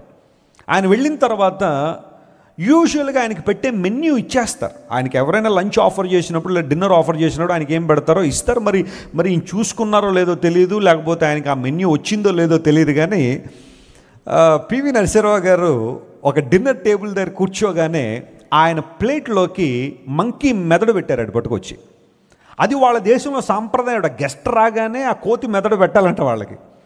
ఈయన చూసి ఏమిటిది అని అడిగాడు. అడగగానే అక్కడున్న వాళ్ళు చెప్పారు, ఇది మా దేశ సాంప్రదాయం అండి. తీసుకురాగానే ఆయనకి అది చూడగానే కళ్ళు తిరిగిపోయినట్టు. ఆయనకి ఆ రోజు డిన్నర్ చేయలేదట, ఆయన ఏం తినకుండా వచ్చేసాడట. ఆయన ఇది ఎక్కడో చదివాను నేను. కొన్ని దేశాల్లో కోతులు ఎందుకు పడతారంటే ఆ కోతి మెదడు చాలా టేస్టీగా ఉంటుందట. ట్రై చేశారు కనుక. వద్దు, మన దేశంలో అలాంటివి వద్దు. ఆఫ్రికా వెళ్తే తినండి, అక్కడ ఇండియాలో మాత్రం అలాంటివి ట్రై చేయకండి. ఓకే. ఆ కోతులు పట్టేటప్పుడు, ఆ కోతులు పట్టేవాళ్ళు ఏం చేస్తారో తెలుసా? కోతులు గట్ట వేరుశనగకాయలు చాలా ఇష్టం అట. పీనట్స్ లేదా గ్రౌండ్ నట్స్ అంటాం కదా, అవి చాలా ఇష్టం అన్నమాట. అవి ఈ కోతులు పట్ట ఆయన ఏం చేస్తారంటే ఒక జార్ తీసుకొస్తాడు. దాని నిండా కోతికి ఇష్టమైన వేరుశనగ కాయలు లేకపోతే వేరుశనగ గుళ్ళు దానిలో వేస్తాడు. వేసిన తర్వాత దాని యొక్క లిడ్ ఎలా ఉంటుంది అంటే, దాని యొక్క ఓపెన్ ఎలా ఉంటుంది అంటే, ఈ కోతి తన చెయ్యి లోపల పెట్టేటప్పుడు ఈజీగా వెళ్ళిపోద్ది, కానీ అది ఆ వేరుశనగ గుళ్ళని ఇలా పట్టుకుని పిడికిలి బిగించితే మాత్రం పైకి రాదా చెయ్యి, ఆ లోపల ఉండిపోద్ది అన్నమాట. మనం కూడా కొన్ని సీసాలలో చేతులు పెట్టగలుగుతాం, కానీ మళ్ళీ ఏం చేయాలని చెప్పండి, పిడికిలు బిగిస్తే బయటకు రాలి. ఎందుకంటే పిడికిలి సైజు పెద్దది కాబట్టి. చెయ్యి ఇలా పెడితే కనుక చాలా ఈజీగా వెళ్ళిపోద్ది. అలాంటి సిస్టమ్ని డెవలప్ చేసి అలాంటి పాత్రలు పట్టుకొచ్చి దానికి ఇష్టమైన పదార్థాలను దానిలో పెడతారు. కోతి మెల్లగా చూస్తుంది. చెట్టు మీద నుండి చూసిన తర్వాత ఈ కోతులు పట్టేవాళ్ళు దూరం దూరం జరిగి ఉంటారు. ఈ లోపల అది వస్తుంది, వచ్చి చేయి పెడతారు లోపల. దానికి కావాల్సిన ఆ గుళ్ళన్నీ చేత్తో పట్టుకుంటే అది రాదు బయటికి. రాకపోయేసరికి ఇది పోరాటం మొదలు పెడుతుంది. మెల్లగా దగ్గరికి వస్తూ ఉంటారు కోతులు పట్టేవాళ్ళు. ఇది అనుకుంటుంది, నేను ఇది వదలకపోతే వాళ్ళ చేతికి దొరికేస్తాను. దాన్ని తెలిసిన వదులుకోవడానికి ఇష్టం ఉండదు. ఎందుకోసం అంటే ఆ వేరుశనగ కాయలంటే దానికి చాలా ఇష్టం. దాన్ని వదులుకోవడం ఇష్టం ఉండదు. అది కనుక గుప్పిలో వదిలేస్తే అది సేవ్ అయిపోద్ది, కానీ దీనికి వదలడానికి ఇష్టం ఉండదు. దగ్గరికి చూస్తూ ఉంటుంది, పర్లేదులే లాగుదామని చెప్పి ఆ గుళ్ళను బయటికి తీసుకురాలి, లేదంటే ఆ పీనట్స్ని బయటికి తీసుకోవడానికి ప్రయత్నం చేస్తూ ఉంటుంది. ఈ లోపల ఇంకొంచెం దగ్గరికి వచ్చిన ఆఖరికి అది వాళ్ళకు దొరికేయడానికే ఇష్టపడుతుంది, కానీ ఆ పీనట్స్ మాత్రం ఏం చేయదు, విడిచిపెడు. చాలా సింపుల్ టెక్నిక్. అపవాది కొన్నిసార్లు చెరలోకి ఎలా తీసుకెళ్తారంటే, ఏదో నీకు బాగా ఇష్టమైందని ముందు తీసుకొస్తే ఆ విడుదల లేక లేదా విడుదల పొందే మార్గం నీకు ఉన్నప్పటికీ కూడా కొన్నిసార్లు దానిలోనే బంధించడానికి అపవాది ప్రయత్నం చేస్తూ ఉంటాడు. But the good thing here Israelites were in the bondage in Egypt for almost 400 years, but God delivered them in single night. ఒక్క రాత్రిలో పస్కా గొర్రెపిల్ల వధించబడిన ఆ రాత్రి, ఏ పస్కా గొర్రెపిల్లనైతే వారు 3 రోజుల పాటు పరిశీలన చేసి ఆ పస్కా గొర్రెపిల్లను కుటుంబంతో కలిసి వధించారో ఆ రాత్రే దేవుడు వారికి అద్భుతమైన విజయాన్ని ఇచ్చాడు. గట్టిగా చెప్పలు కూడా దేవుని మహిమపరిచిన విడుదలని ఇచ్చాడు దేవుడు. నువ్వు ఎన్ని సంవత్సరాల నుంచి ఒక బంధకంలో ఉన్నావో ప్రశ్న కాదు, ఎన్ని సంవత్సరాల నుంచి ఒక వ్యసనంలో ఉన్న ప్రశ్న కాదు, కానీ the moment when you accept the lamb of God which is Christ Jesus, you shall be delivered. That's what the Bible says. దేవుని వాక్యం చెబుతున్న మాట అదే. నీ వ్యసనం కొన్ని సంవత్సరాల నుంచి నేను వెంటాడుతూ ఉండొచ్చు, నీవున్న బాండేజ్ కొన్ని సంవత్సరాల నుంచి నేను క్రష్ చేస్తూ ఉండొచ్చు, అన్ని విధాలుగా నేను ఇబ్బంది పెడుతూ ఉండొచ్చు, కానీ యేసు క్రీస్తు ప్రభువుకి నీ జీవితాన్ని అప్పగించిన ఆ క్షణం దేవుడు నిన్ను విడుదల చేసి పస్కా గొర్రెపిల్ల వారికి విడుదల ఇచ్చినట్టుగానే సిలువలో నీ కోసం నా కోసం బలైన యేసుక్రీస్తు ప్రభువారు, సర్వలోక పాపభారాన్ని మోసుకుంటున్న దేవుని గొర్రెపిల్ల అని యోహాను ద్వారా ప్రకటించబడిన యేసుక్రీస్తు ప్రభువారు నీ నా పాపాన్ని సిలువ మీద మోసారు కనుక మనకు బంధకాల్లో ఉండాల్సిన అవసరం లేదు. విడుదల ఇవ్వాలని యేసు ప్రభు ఆశించారు. కీర్తన గ్రంథంలో చక్కని మాట కీర్తనకారుడు రాస్తాడు, ప్రభువా మేము నీ దగ్గరికి వచ్చినప్పుడు నిన్ను వెంబడించినప్పుడు మోత గంపలు ఎత్తకుండా నీవు మా చేతులను ఏం చేశావు, విడిపించావు అన్నాడు. చెప్పండి, మోత గంపలు ఎత్తకుండా దేవుడు మనల్ని ఏం చేశారట, విడిపించాడట. మోత గంపలు ఎత్తిన అనుభవం మీలో ఎవరికైనా ఉందా? మోత గంపలు పూర్వదినాల్లో గంపలు ఉండేవి, ఇప్పటికీ కూడా ఉన్నాయనుకోండి. కొన్ని పల్లెటూర్లు మనం వెళ్తే గంపల్లో కూరగాయలు పట్టుకొస్తారు, గంపల్లో మట్టి ఎత్తేవాళ్ళు ఉన్నారు, గంపల్లో ఏమన్నా రకరకాలైన వస్తువులు పెట్టి మోసేవాళ్ళు చాలామంది ఉంటారు. మోత గంపలు అంటే ప్రతిరోజు చేసే పని. ఆ మట్టో లేకపోతే ఆ పొలం పనులు చేస్తున్నప్పుడు మోత గంపలు ఎత్తుతూ ఉంటారు. ఆ మోత గంపలు ఎత్తకుండా నువ్వు మమ్మల్ని విడిపించావు ప్రభువా. ఏ మోత గంప ఉంది నీ మీద? నీ తల మీద ఏ గంప ఉందమ్మా? కొంతమంది కొన్ని గంపలు మోస్తూ ఉంటారు, ప్రభు దగ్గరికి వచ్చినా కూడా 4-5 గంపలు పెట్టుకుని వస్తారు దేవుని దగ్గరికి. మళ్ళీ అదే గంపలతో ఇంటికి వెళ్ళిపోతూ ఉంటారు, అదే గంపలతో ఇంటికి వెళ్తూ ఉంటారు. వదిలిపెట్టాలని ఆసక్తి ఉండదు చాలామందిలో, విడుదల కావాలని ఆసక్తి ఉండదు. కొంతమంది నీరసం అనే గంప ఎత్తుకుని వస్తారు ఎక్కడికి? దేవుని మందిరం. ఎప్పుడు నీరసమే. వారు నవ్వి ఎంతకాలం అయిందో, ముఖం నవ్వుగా పెట్టి ఎంతకాలం అయిందో. అలా అని చెప్పి వెకిలి నవ్వులు నవ్వమని నేను చెప్పట్లేదు, అనవసరం. కొంతమంది నవ్వమన్నారని చెప్పి ఎక్కువ నవ్వుతూ ఉంటారు, అది ప్రాబ్లమే. అతివృష్టి లేకపోతే అనావృష్టి అన్నట్టు ఉండదు కొంతమంది జీవితాల్లో. మోడరేట్గా ఉండాలి మనం, ఎప్పుడు చక్కగా ఉండాలి, పద్ధతిగా ఉండాలి. ఆ చిరునవ్వు చూస్తే ఎదుటి వారికి కూడా కొంచెం నవ్వాలని అనిపించాలి. కొంతమంది చూడండి, ముఖం అంతా ఎప్పుడు కూడా ఆరిపోయిన బల్బులాగా, మాడిపోయిన కూరలాగా, ముఖం అంతా ఎందుకు అమ్మాలా? చక్కగా దేవుడు నీ ఫేస్ ఎంత చక్కగా డిజైన్ చేసి నవ్వడానికి ఏంటి నీ ప్రాబ్లం ఏంటి? ఎవరైనా ప్రైజ్ లార్డ్ చెప్తే చక్కగా నవ్వుతూ వచ్చి ప్రైజ్ లార్డ్ సిస్టర్ అనగానే తల దించుకుని సీరియస్గా ప్రైజ్ లార్డ్, అక్కడ కూడా వారి ముఖాల్లో నవ్వు ఉండదు. దేవుడు మన నోటి నిండా ఏ ఉంచాడట? నవ్వు ఉంచాడని బైబిల్లో ఉంది. ప్రహర్షముతో నా పెదవులు నింపాడు. నవ్వే ముఖాన్ని ఇతరులు చూడాలనుకుంటారంట కాసేపు. అదే సీరియస్గా ఉంటే ఎవరు చూస్తారు చెప్పండి? చిన్న పిల్లలు కూడా రారు నీ దగ్గరికి. కొంతమంది దగ్గర పిల్లలు ఎందుకు వెళ్ళరో తెలుసా? ముఖం ఎప్పుడు ఎలా ఉంటుంది? వాళ్ళ పిల్లలు కూడా రారు వాళ్ళ దగ్గరికి, అంత బాండింగ్ వాళ్ళకి. ఎందుకోసం అంటే ఆయన నవ్వే ఎంతకాలం అయిందో, ఆమె నవ్వే ఎంతకాలం అయిందో. ఏదో రకమైన నీరసం, ఏదో రకమైన ఒక చింత వారిని నవ్వకుండా చేసేస్తుంది. బైబిల్ సెలవిస్తూ ఉంది, ఆ నీరసం అనే గంపను దింపేయాలి. ఈరోజు మోత గంపలు ఎత్తకుండా దేవునికి ఏమిస్తున్నాడు? ఆయన విడుదల ఇస్తున్నాడు. యాంగ్జైటీ అనే గంప మోస్తున్నావా? ఏదో ఒక విషయం గురించి తరచుగా ఆలోచన చేస్తున్నావా? జాగ్రత్తగా గమనించండి. నువ్వేదైనా ఒక విషయాన్ని సాల్వ్ చేయగలిగితే దాని గురించి ఆలోచించే. సాల్వ్ చేయలేను అన్నప్పుడు ఇంకా ఆలోచన చేయాల్సిన అవసరం లేదు, దేవునికి అప్పగించే. నువ్వు చింతపడి నీ ఆరోగ్యాన్ని పాడు చేసుకోవడమే తప్ప నువ్వు చేసేదేమీ లేదు. ఏదో రకమైన నష్టం, ఏదో రకమైన ఇబ్బంది, ఏదో రకమైన ఇన్ఫర్మిటీ నీ జీవితంలో ఉండుండొచ్చు. కొంతమంది కొన్ని రకాలైన అవయవ లోపాలు కలిగి ఉంటారు. ప్రతిసారి ఆ అవయవ లోపాన్ని కలిగి ఉండి దాని గురించి ఆలోచన చేసి నేను వారికన్నా తక్కువ, నేను వారిలా లేదే, వారిలా ఉండలేకపోతున్నానే, వారిలా పరిగెత్తలేకపోతున్నానే, వారిలా నడవలేకపోతున్నానే, వారిలా చూడలేకపోతున్నాను, వారిలా మాట్లాడలేకపోతున్నానని వారికి లేనిది ఏదో దాని మీద ఎక్కువ ఫోకస్ చేసి తాము చేయగలిగిన వాటిని కూడా చేయలేని పరిస్థితుల్లో చాలామంది ఉన్నారు. బైబిల్ ఎప్పుడు మనకు చెబుతున్న మాట ఏంటంటే, don't worry about the things that you have in your life. నీ జీవితంలో నీకు లేని వాటి గురించి ఎప్పుడు బాధపడద్దు, విచారపడద్దు. ఉన్న వాటిని నువ్వు ఎలా దేవుని కోసం వినియోగించగలవో ఆలోచన చేయి. యాంగ్జైటీతో చాలాసార్లు చాలామంది ఇబ్బందులు పడుతున్నారు. డిప్రెషన్ అనే గంపలు మోసేవాళ్ళు ఉన్నారు. ప్రభు దగ్గరికి వస్తారు, దేవుని వాక్యం వింటారు, కానీ ఆ డిప్రెషన్ నుంచి బయటకు రాలేకపోతున్నారు. ఏదో రకమైన ఇబ్బంది వారిని ప్రతి రాత్రి నిద్ర లేకుండా చేసేస్తుండొచ్చు. ఏదో రకమైన బర్డెన్ వారిని ప్రతిరోజు కృంగదీస్తూ ఉండొచ్చు. మోత గంపలు ఎత్తుతున్నావా? ఇంకా రకరకాల మోత గంపలకల్లో నలిగిపోతున్నావా? ఈరోజు చేసే నీకు విడుదల వలన ఆశపడుతున్నాడు. ఈ సంగతి ఎత్తి నీతో మాట్లాడినప్పుడు నీకు దుఃఖం కలగడానికి లేదు. ఏంటి ఆ సంగతి? దేవుడు మమ్మల్ని విడిపించిన సంగతి. సంఘము అంటే అర్థం ఏంటో తెలుసా? యేసు ప్రభువును వెంబడించువారంటే అర్థం ఏంటో తెలుసా? వారు బంధకాల్లోంచి విడుదల పొందిన వారని అర్థం. హల్లెలూయా. ఇక్కడున్న మీలో చాలామంది సాక్ష్యాలు చెప్పగలరు. ఒకప్పుడు అలాంటి భయంకరమైన స్థితిలో ఉండేవాడినండి, కానీ ఈరోజు దేవుడు నన్ను విడిపించాడు. మన సంఘంలో మన సంఘ పెద్దలు ఉన్నారు, ఎఫ్ఎతా గారు ఉన్నారు. ఆ సందర్భాల్లో వారి సాక్ష్యాన్ని పంచుకుంటూ ఉంటారు నాతో. మా ఇంటికి వస్తూ ఉంటారు. ఎప్పుడైనా ఆయన వచ్చేటప్పుడు ఎప్పుడు ఒట్టి చేతులతో రారు, ఏవో పట్టుకొస్తూ ఉంటారు. ప్రేమ దేవుని సేవకులంటే. ఆయన చెప్తుంటారు సాక్ష్యం, త్రాగని రోజు లేదు, ప్రతిరోజు త్రాగడమే.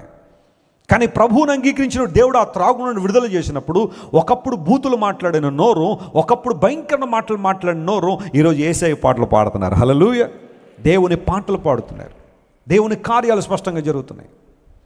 పాస్టర్ చెల్లె ప్రసాద్ గారు మీలో చాలామంది తెలుసు, మన అసోసియేట్ పాస్టర్ మన చర్చ్లో. వారి తండ్రి గారు ఉండేవారు లోకా గారు అని, ఆయన పేపర్ మిల్లో జాబ్ చేస్తుండేవారు. ఆయన యానం పరిసర ప్రాంతాల్లో వారి యొక్క పుట్టుక స్థలం యానం. అక్కడ నుంచి రాజమండ్రి పేపర్ మిల్లో ఆ కాలంలో పిలిచి జాబులు ఇచ్చేవారు. ఎవరైనా మీరు జాబ్ చేస్తారు రెండు అని చెప్పి ఇచ్చేవారు. ఆ కాలంలో ఆయన వచ్చి పేపర్ మిల్లో జాబ్ చేసేవారు. పేపర్ మిల్ గోడను అంటుకునే వారు నివసించేవారు. అక్కడ నుంచి దేవుని మందిరానికి వచ్చేవారు, సైకిల్ దుక్కుని వచ్చేవారు. ఆయా సందర్భాల్లో సైకిల్ మీద పడిపోయి ఫ్రాక్చర్స్ అయిపోతే హాస్పిటల్లో బాగైన తర్వాత మరలా సైకిల్ దుక్కుని వచ్చేసేవారు దేవుని మందిరానికి. కొన్ని సందర్భాల్లో ఆయన నడవలేని పరిస్థితుల్లో కూడా దేవుని మందిరానికి వచ్చి దేవుని వాక్యం బోధించడం, పాటలు పాడే, ఎంత ఆసక్తిగా పాటలు పాడేవారంటే లోకా గారి పాటలు అంటే చాలామంది చాలా చక్కగా వినేవారు. ఆయనకి కొన్నిసార్లు రాగాలు రాకపోయినా, ఆ పదాలు పలకవడం రాకపోయినా ఆసక్తి అంతే. ఆయన శైలిలో ఆయన రాసేసుకునేవాడు ఆయన పాటలు. ఆయన పుస్తకాలు చూస్తే ఏమో అర్థమయ్యేది కాదు నాకు, అన్ని పిచ్చిగీతల్లాగా ఉండేవి, కానీ ఆయనకి అర్థమయ్యేవి. ఆ పాటలు పాడుతుండేవారు. ఆయన రక్షణ పొందకుండా ఆయన జీవితం ఎలా ఉందంటే, చెల్లె ప్రసాద్ గారు ఆయన కొడుకు కదా, చెల్లె ప్రసాద్ గారికి చిన్నప్పటి నుంచే సారా పట్టించేవాడట. ఆయన తాగనంటే కొట్టేవాడట. అరే నువ్వు తాగపోతే వెళ్ళరా, మన వంశం పరువు ఎలా ఉండాలరా అని చెప్పి తాగపోతే కొట్టేవాడట. అలాంటి వ్యక్తి ప్రభువు దగ్గరికి వచ్చిన తర్వాత, దేవుని వాక్యాన్ని విన్న తర్వాత, మన ఆత్మీయ తండ్రి గారి సందేశాలు విన్న తర్వాత రక్షణ పొంది, ఆ నోటితో ఒకప్పుడు విపరీతంగా త్రాగి రోడ్డు మీద పడిపోయిన ఆయన ఎక్కడికంటే అక్కడ దేవుని సువార్తకు వెళ్ళి ప్రభు సువార్త సేవల్లో పాటలు పాడుతూ దేవుని సువార్త అందించేవారు. ఈరోజు అంటే దేవుని కృపను బట్టి మన కార్లు వచ్చేసినాయి, ఎక్కడికైనా వెళ్ళాలంటే వ్యాన్లు వచ్చేసినాయి. ఆ టైంకి వస్తే వ్యాన్లో కూర్చోబెట్టి తీసుకెళ్తున్నాం, లేదా కారులో ఎవరైనా వస్తే నాతో పాటు ప్రయాణం చేస్తున్నారు. కానీ పూర్వదినంలో మా నాన్నగారి టీం ఏంటో తెలుసా, 4 సైకిళ్ళు. మా నాన్నగారి సైకిల్ ముందు వెళ్ళేది, వెనకాల 3 సైకిల్ వెళ్ళేవారు. కాన్వాయ్ అనమాట, సైకిల్ కాన్వాయ్. అందులో లోకా గారి కాన్వాయ్ ఒకటి ఉండేది. ఆయన కూడా సైకిల్ దొక్కుని వెళ్ళిపోతుండేవారు. అక్కడికి వెళ్ళిన తర్వాత ఒక టేబుల్ వేసి ఒక డ్రమ్ము ఆ టేబుల్ మీద పెట్టి ఒక పెట్రోమాక్స్ లైట్ ఉండేది. ఆ లైట్ వెలిగించి అక్కడే దేవుని సువార్త ప్రయాణించడం. 10-15 మంది 20 మంది దేవుని వాక్యం వినడానికి వస్తే చాలు, ఆ 15 మంది 20 మంది దేవుని వాక్యాన్ని విని ఎంత ఆత్మలో పరవశించేవారు, దేవుని కృపలో వర్ధిల్లేవారు. మా తండ్రి గారు అంటే అపారమైన గౌరవం నాకు. ఎందుకోసం తెలుసా, ఆయన పడిన శ్రమ 1-2 కాదు. ఈరోజు బహుశా ప్రపంచానికి మేము వేసుకున్న సూట్లు, మేము తిరుగుతున్న కార్లు కనబడొచ్చేమో, కానీ మా తల్లిదండ్రులు పడిన ప్రయాస అంత ఇంత కాదు. దేవుని సువార్త సేవలో ఎన్నో శ్రమలు, ఎన్నో ఇబ్బందులు, భోజనం లేని రాత్రులు ఎన్నో గడిపినా ఎవరికి చెప్పలేదు. మాకు రాత్రి భోజనం లేదు, తినలేకపోయాం అని ఎవరికి చెప్పేవారు కాదు. తమకు తామే దేవుని సన్నిధిలో అలా అణుచుకుని 3 పిల్లలు మాకు భోజనం పెట్టి మా తల్లిదండ్రులు 2 మంచినీళ్ళు తాగి బ్రతికిన రోజులు చాలా ఉన్నాయి దేవుని సేవలో. ఎందుకు ఈ మాట చెబుతున్నానంటే, ప్రభు దగ్గరికి వచ్చినప్పుడు ఆయన ఇచ్చే ఆనందం ఎంత గొప్పది అంటే, లోకంలో లేని ఆనందం ప్రభులో వస్తుంది. ఆయన విడిపించిన వారు, ఆయన ద్వారా విడుదల పొందిన వారు, విమోచింపబడిన వారు దేవునిలో శాశ్వత కాలం ఆనందించగలరు. హల్లెలూయా. That's a real joy, that's a real happiness that you can experience in your life when you got delivered. Eliphaz అన్నాడు, ఈ సంగతి ఎత్తి మాట్లాడుతున్నాడు. ఏంటో సంగతి? లేఖనాలు సెలవిస్తున్నాయి, మనము విడిపించబడిన సంగతి. Christ came to this world to deliver all of us. If you read Mark chapter 5, mark సువార్త 5వ అధ్యాయం ఇంటికి వెళ్తారు, చదవండి. యేసు ప్రభు 3 రకాల అద్భుతాలు ఆ చాప్టర్లో జరిగించారు. Number 1, Jesus delivered a person from demons. దురాత్మలు పట్టిన ఒక యవనస్తుని యేసు ప్రభు విడుదల చేశారు. He was demon possessed. He was spending his time in tombs and graves. సమాధుల్లో తన జీవితాన్ని గడుపుతున్నాడట. సమాజంలో బ్రతకాల్సిన వాడు ఎక్కడ బ్రతుకుతున్నాడు? సమాధుల్లో బ్రతుకుతున్నాడు. చాలామంది అతని చేతులు సంకెళ్ళు వేసేవారట బంధించాలని, కానీ సంకెళ్ళను తుత్తునీళ్ళు చేసేసాడు. ఎవరు అతన్ని సాధు చేయలేకపోయారు. ఒక చెడిపోయిన వ్యక్తిని బాగు చేసే శక్తి ఎవరికీ లేదు. చాలామంది ఏమో మానవ ప్రయత్నాలతో అతను బాగు చేయాలని ప్రయత్నం చేశారు, కానీ they were helpless. And finally this young man ended up his life in grave yard. ఆ సమాధుల్లోనే బ్రతుకుతూ అలా ఉండిపోతున్న పరిస్థితుల్లో యేసు ప్రభు గెరాసేనుల దేశము, గదరేన దేశానికి అద్దరి దాటి, ఆయనకున్న ప్యాషన్ ఎంత గొప్పది అంటే ఒక్క వ్యక్తిని విడుదల చేయడానికి నా దేవుడు సముద్రం దాటి వెళ్ళాడు. గట్టిగా చప్పట్లు కొట్టి దేవుని మహిమపరచండి. That's the passion of my God. నువ్వంటే యేసయ్యకి ఎంత ఇష్టమో తెలుసా? నీ ఒక్కడి కోసం ఈ భూమి మీద 850 కోట్ల మంది కాదు, నువ్వు ఒక్కడివే ఉన్నా నీ ఒక్కడి కోసం కూడా యేసయ్య లోకానికి శరీరం ధరించుకుని వచ్చేవాడు. ఆయన నీ ఒక్కడి కోసం ఆయన సిలువ మీద వేలాడి ఉండేవాడని ఓ దేవుని సేవకుడు చెప్పాడు. You are important to God. God cares for you and he has a concern for you to deliver you. ఆ ఒక్క వ్యక్తిని కాపాడడానికి యేసు ప్రభు సముద్రం దాటి వెళ్ళాడు, విడుదల చేశాడు. శానా అనే దయ్యములు బట్టిన యవనస్తుని విడుదల చేసినప్పుడు ఆ వ్యక్తి బట్టలు కట్టుకొని, చెప్పండి ఎక్కడ కూర్చున్నాడట? యేసే దగ్గర కూర్చున్నాడు. అంతవరకు వస్త్రాలు లేవంటే లేవో, రక్షణ వస్త్రం లేక తిరిగాడు. కానీ ప్రభు దగ్గరికి వచ్చిన తర్వాత బట్టలు కట్టుకున్నట్టు అనగా రక్షణ వస్త్రం ధరించుకోవడం. ఆ దురాత్మల సమూహంలో నుండి, అపవిత్రాత్మ బందీలో నుండి యేసు ప్రభు యవనస్తుని విడుదల చేసినప్పుడు ఆ యవనస్తుడు బతిమాలాడ, Yesayya I would like to come along with you, నీ శిష్యుల్లో ఒకటిగా చేర్చేసుకొని బతిమాలు ఉండొచ్చు. కానీ ప్రభు అన్నాడు, you have a greater purpose than this. Go to your family and tell the good news that Jesus has delivered you. నాతో రావడం నాకు సంతోషమే, కానీ దానికన్నా ఒక గ్రేటర్ పర్పస్ నీకుంది. నీ కుటుంబం దగ్గరికి వెళ్ళి చెప్పు దేవుడు నేను ఎలా విడుదల చేశాడు. రెండోది మనం చూస్తే మార్కు సువార్త 5వ అధ్యాయంలోనే సెకండ్ డెలివరెన్స్ ఎక్కడ జరిగిందంటే, ఒక ఆమె 12 సంవత్సరాల నుంచి ఒక వ్యాధితో బాధపడింది, ఒక బ్లడ్ ఇష్యూతో బాధపడింది ఆమె 12 సంవత్సరాల నుంచి. నేను డీటెయిల్గా దాని గురించి మాట్లాడాలని అనుకోవట్లేదు, కానీ ఎన్నో తిప్పలు పడిందట. వైద్యుల చుట్టూ తిరిగి ఏం పడిందట? తిప్పలు పడిందని బైబిల్లో రాయబడి. అంటే అందరూ వైద్యులు తిప్పలకు గురి చేస్తారని నేను చెప్పట్లేదు, కానీ కొంతమంది బహుశా అలాంటి ఉద్దేశాలతో ఉంటారేమో, పేషెంట్లను ఇబ్బంది పెట్టాలనే ఆలోచనతో ఉంటారేమో కొంతమంది. ఆ కాలంలో ఈమె ఎంతోమంది దగ్గర తిరిగి ఉండొచ్చు. వారందరూ కూడా చాలా తిప్పలు పెట్టారంటే ఏమనో. కొంతమంది ఎన్నో రకాలైన ఇబ్బందికర మాటలు కూడా మాట్లాడి ఉండొచ్చు. ఒక స్త్రీగా ఈమె చెప్పుకోలేని మాటలు మాట్లాడాల్సిన పరిస్థితి కూడా వచ్చి ఉండొచ్చు. But finally she wanted to touch the garment of Jesus. She believed that Jesus is the supreme healer. ఆయన సృష్టికర్త కనుక ఆయనకు అసాధ్యం ఏది లేదని నమ్మి ఆయన వస్త్రపు చెంగు ముట్టుకుంటే చాలు స్వస్థత పొందుతానని ఆశపడి సమాధి మధ్యలో, మనుషుల మధ్యలో, పురుషుల మధ్యలో ఆమె వచ్చి యేసు ప్రభు వస్త్రపు చెంగుని ఏం చేసింది చెప్పండి? And she could able to do what she could do. ఆమె చేయగలిగిన పని ఆమె చేసింది. నా యేసయ్య చేయగలిగిన పని ఆయన చేశాడు. చెప్పండి కూడా దేవుని మహిమపరచండి. హల్లెలూయా.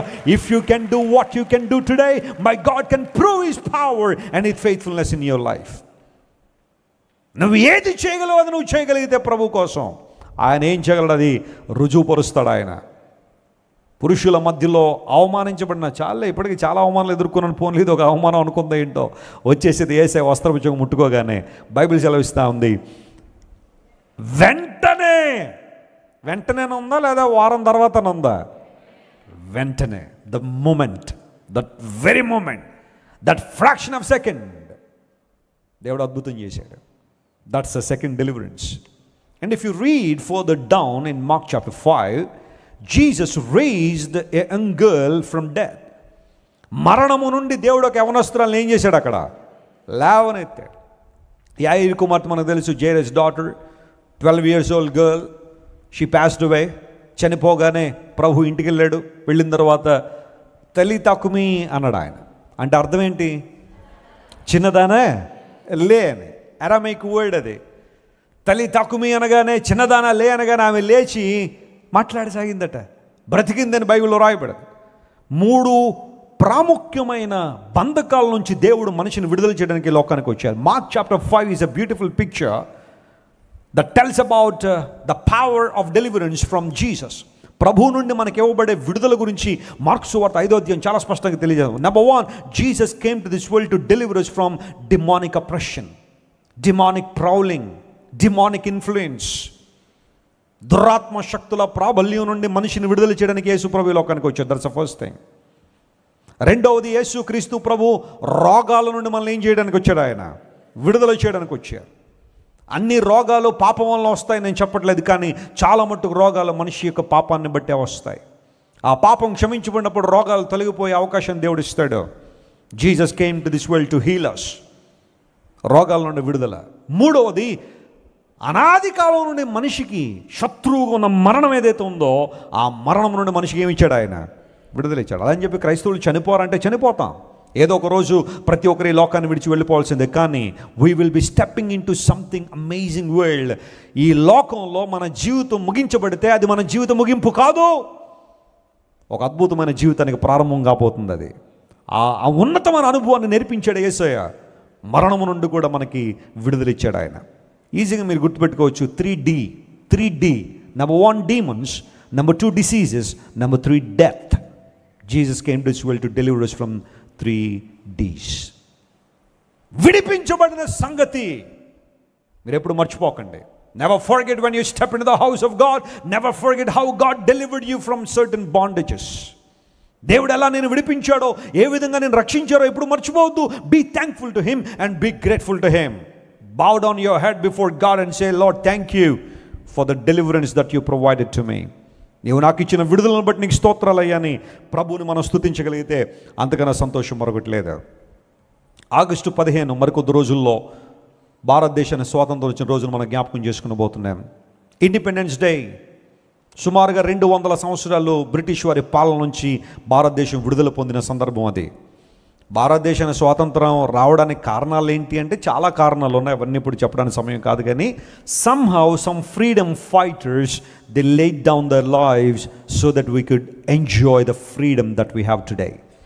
ఈరోజు మనం ఈ స్వాతంత్రాన్ని మన భారతదేశంలో అనుభవిస్తున్నాము అంటే దీనికి కొంతమంది వ్యక్తులు తమ ప్రాణాలు ఏం చేశారు చెప్పండి?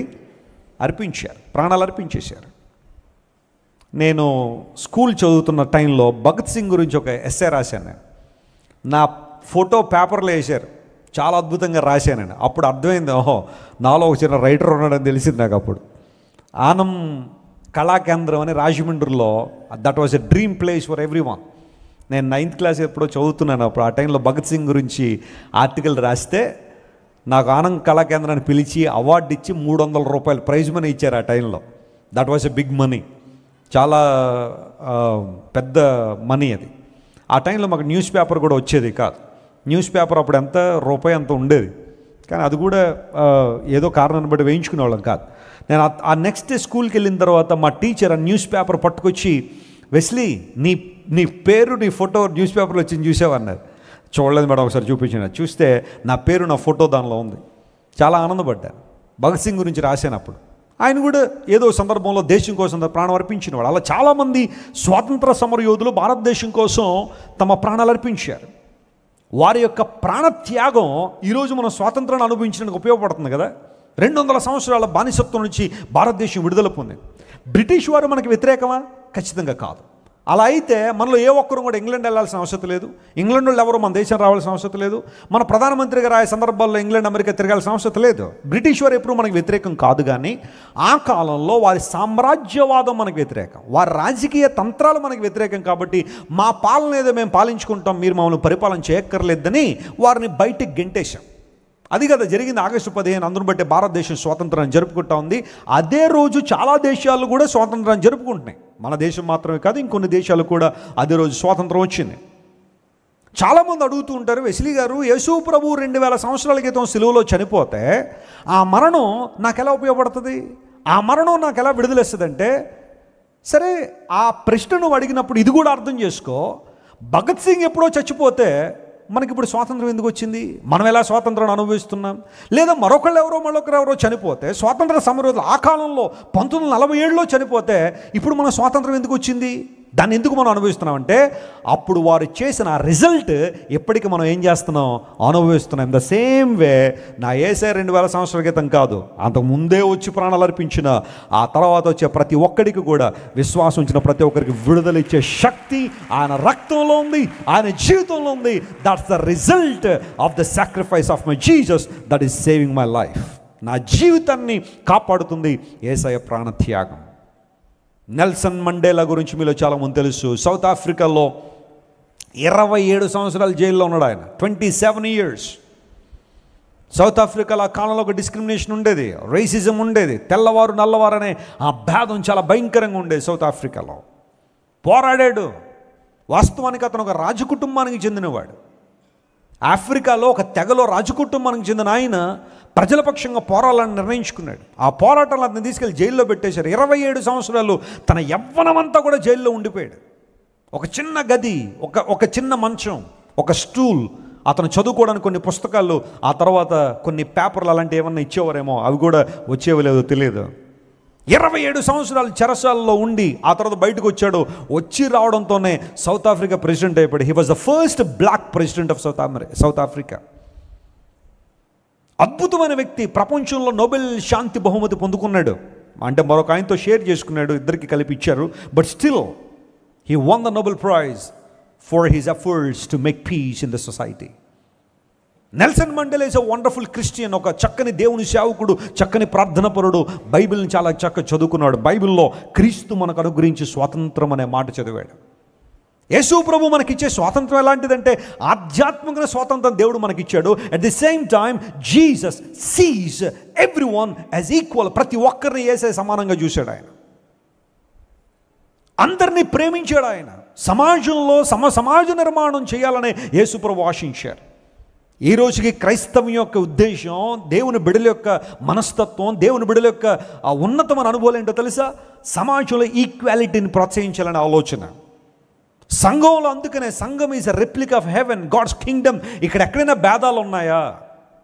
దేవుని మందిరంలో భేదాలు మనం చూసామా? ఈ కులం వాళ్ళే ఈ మందిరానికి రండి, ఈ మతం వాళ్ళే రండి, ఈ జాతి వాళ్ళే రండి అని ఎక్కడైనా భేదాలు మనం చూసామా? Church is open for all. Christ welcomes everyone. Inclusivity అనేది క్రైస్తవ్యంలో ఒక ప్రాముఖ్యమైన భాగం. మిషనరీలు వచ్చినప్పుడు చాలామంది క్రైస్తవ్యాన్ని ఎందుకు ఎంబ్రేస్ చేసుకున్నారు? కొన్ని మతాల్లో ఆ ఇంక్లూజివిటీ లేనందువల్లనే కదా చాలామంది ప్రభు దగ్గరికి వచ్చారు. నువ్వు గుడి బయట నిలబడాలి, నువ్వు గుడిని చూడడానికి వీల్లేదు, నువ్వు వేదాలు వినడానికి వీల్లేదు, నువ్వు వేదాలు వింటే శేషం పోసేస్తామని చెవుల్లో శేషం పోసిన రోజులు లేవా? మనుషుల్ని వారి కులాన్ని బట్టి బయట పెట్టిన సందర్భాలు లేవా? దేవునికి నీకు సంబంధం అక్కర్లా, మేమేం చెప్తే అదే చేయి అని చాలామందిని ఇబ్బంది పెట్టిన దాఖలాలు లేవా? ఎందుకంటే అలా చేస్తున్నారు? నువ్వు తక్కువ వాడివి, నీ కులం తక్కువ కాబట్టి నువ్వు దేవుణ్ణి ఆరాధించడానికి వీల్లేదు. మొన్న కర్ణాటకలో కొంతమంది దళితులు ఒక గుడిలోకి వెళ్ళాలని చెప్పి పోరాటం చేసి గుడిలోకి వెళ్తే ఆ గుడిలో ప్రతి ఒక్కరు వెళ్ళి ఆ మూల విరాట్ అని ఉంటుంది, ఒక విగ్రహం, దాన్ని టచ్ చేస్తారట. ఈ దళితుల లోపలికి వచ్చారని ఆ విగ్రహం మాయం చేశారు. ఎప్పటికీ జరుగుతున్న ఆ డిస్క్రిమినేషన్ భారతదేశంలో అనేక చోట్ల. కానీ ఎక్కడైనా దేవుని మందిరాలు అంటే చూస్తారా మీరు? దేవుని మందిరంలో ఎప్పుడైనా అలాంటి చూసారా? Never. Christ welcomes everyone with his open arms. యేసే తన చేతులు చాపి ప్రతి ఒక్కరిని పిలుస్తున్నాడు. No matter your religion, no matter your community, you can come to Jesus and accept him as your Lord and saviour and have a dignified life. ఒక గౌరవప్రదమైన జీవితం నువ్వు జీవించచ్చు. What is the dignity? You are the child of God. నువ్వు దేవుని బిడ్డవంతే. ప్రజలు నిన్ను మతంతో ముడిపెడతారేమో, కులంతో విభజిస్తారేమో, కానీ దేవుడు తన బిడ్డగా నేను చూస్తున్నాడు. You are the child of God. What a wonderful dignity it is. విడుదల పొందాం. యేసయ్య మనల్ని విడుదల చేశాడు. కుల కట్టల నుంచి విడుదల పొందాం, మత కట్టల నుంచి విడుదల పొందాం, డిస్క్రిమినేషన్ విడుదల పొందాం, ప్రభు బిడ్డలుగా యాక్సెప్ట్ చేయబడ్డాం. We are accepted by Christ. What a loving Savior He is. That's the reason whenever you come to the house of God, just praise Him and thank Him. ప్రభువును ఆరాధించు, మనస్ఫూర్తిగా దేవుని స్తుతించు. దేవా, నీవు ఇచ్చిన విడుదలను బట్టి నీకు వందనాలని. ఎలీఫజ్ అన్నాడు, ఈ సంగతి ఎత్తి నీతో మాట్లాడిన. ఏ సంగతి ఎత్తుతావు? విడిపించబడిన సంగతి. రెండోది చెప్పనా?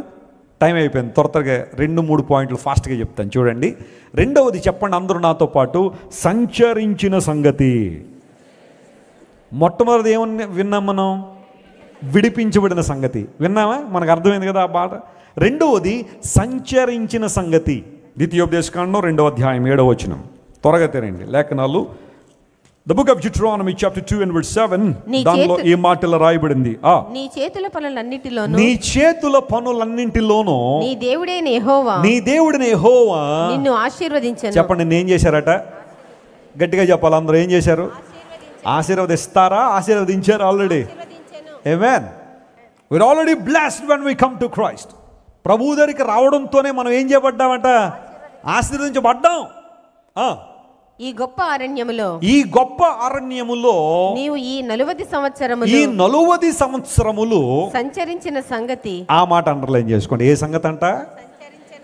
వచ్చిందా? నేను చెప్పిన పదం వచ్చిందా అక్కడ? ఒకటేమో విడిపించబడిన సంగతి, we are delivered and God is our deliverer. రెండవది మనం సంచరించిన సంగతి. ఇప్పుడు అందరూ నా వైపు చూడండి చాలు. సంచరించిన సంగతి అంటే జీవితం ఒక ప్రయాణం. చెప్పండి, జీవితం ఎలాంటిది? ఇది ఒక ప్రయాణం. ఒకరోజు మన జీవితం స్టార్ట్ అయింది, ఒకరోజు మన జీవితానికి ఒక గమ్యం ఉంది. ఏంటి ఆ గమ్యం?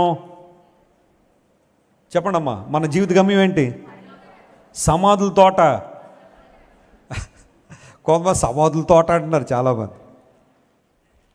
మన జీవిత గమ్యం సమాధుల తోట దగ్గర ఆగిపోదమ్మా. మన జీవిత గమ్యం ఏంటి? నిత్య రాజ్యం, పరలోక రాజ్యం. To be in the house of God forever. చిరకాలము యెహోవా మందిరంలో నేను ఏం చేస్తాను?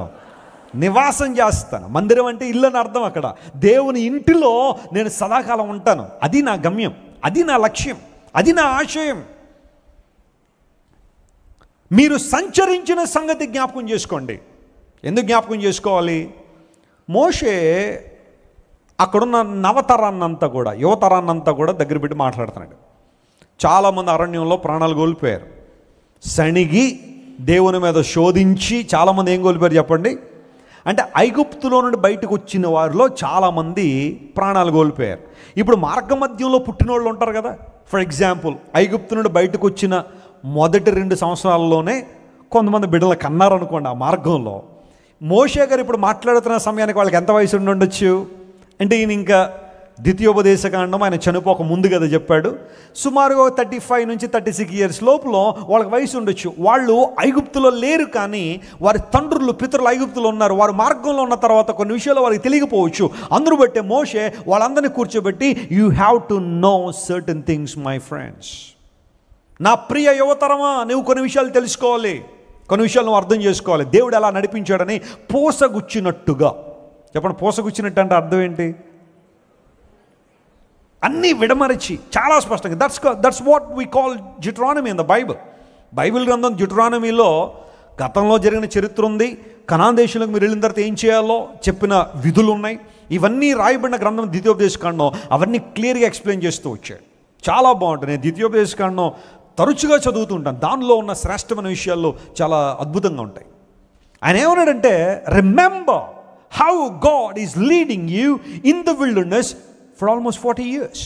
40 సంవత్సరాలు దేవుడు మిమ్మల్ని అరణ్యంలో ఎలా నడిపించాడో జ్ఞాపకం చేసుకోండి. సంచరించిన సంగతి జ్ఞాపకం చేసుకున్నప్పుడు దేవుని లక్షణం గుర్తొస్తుంది. ఏంటో తెలుసా?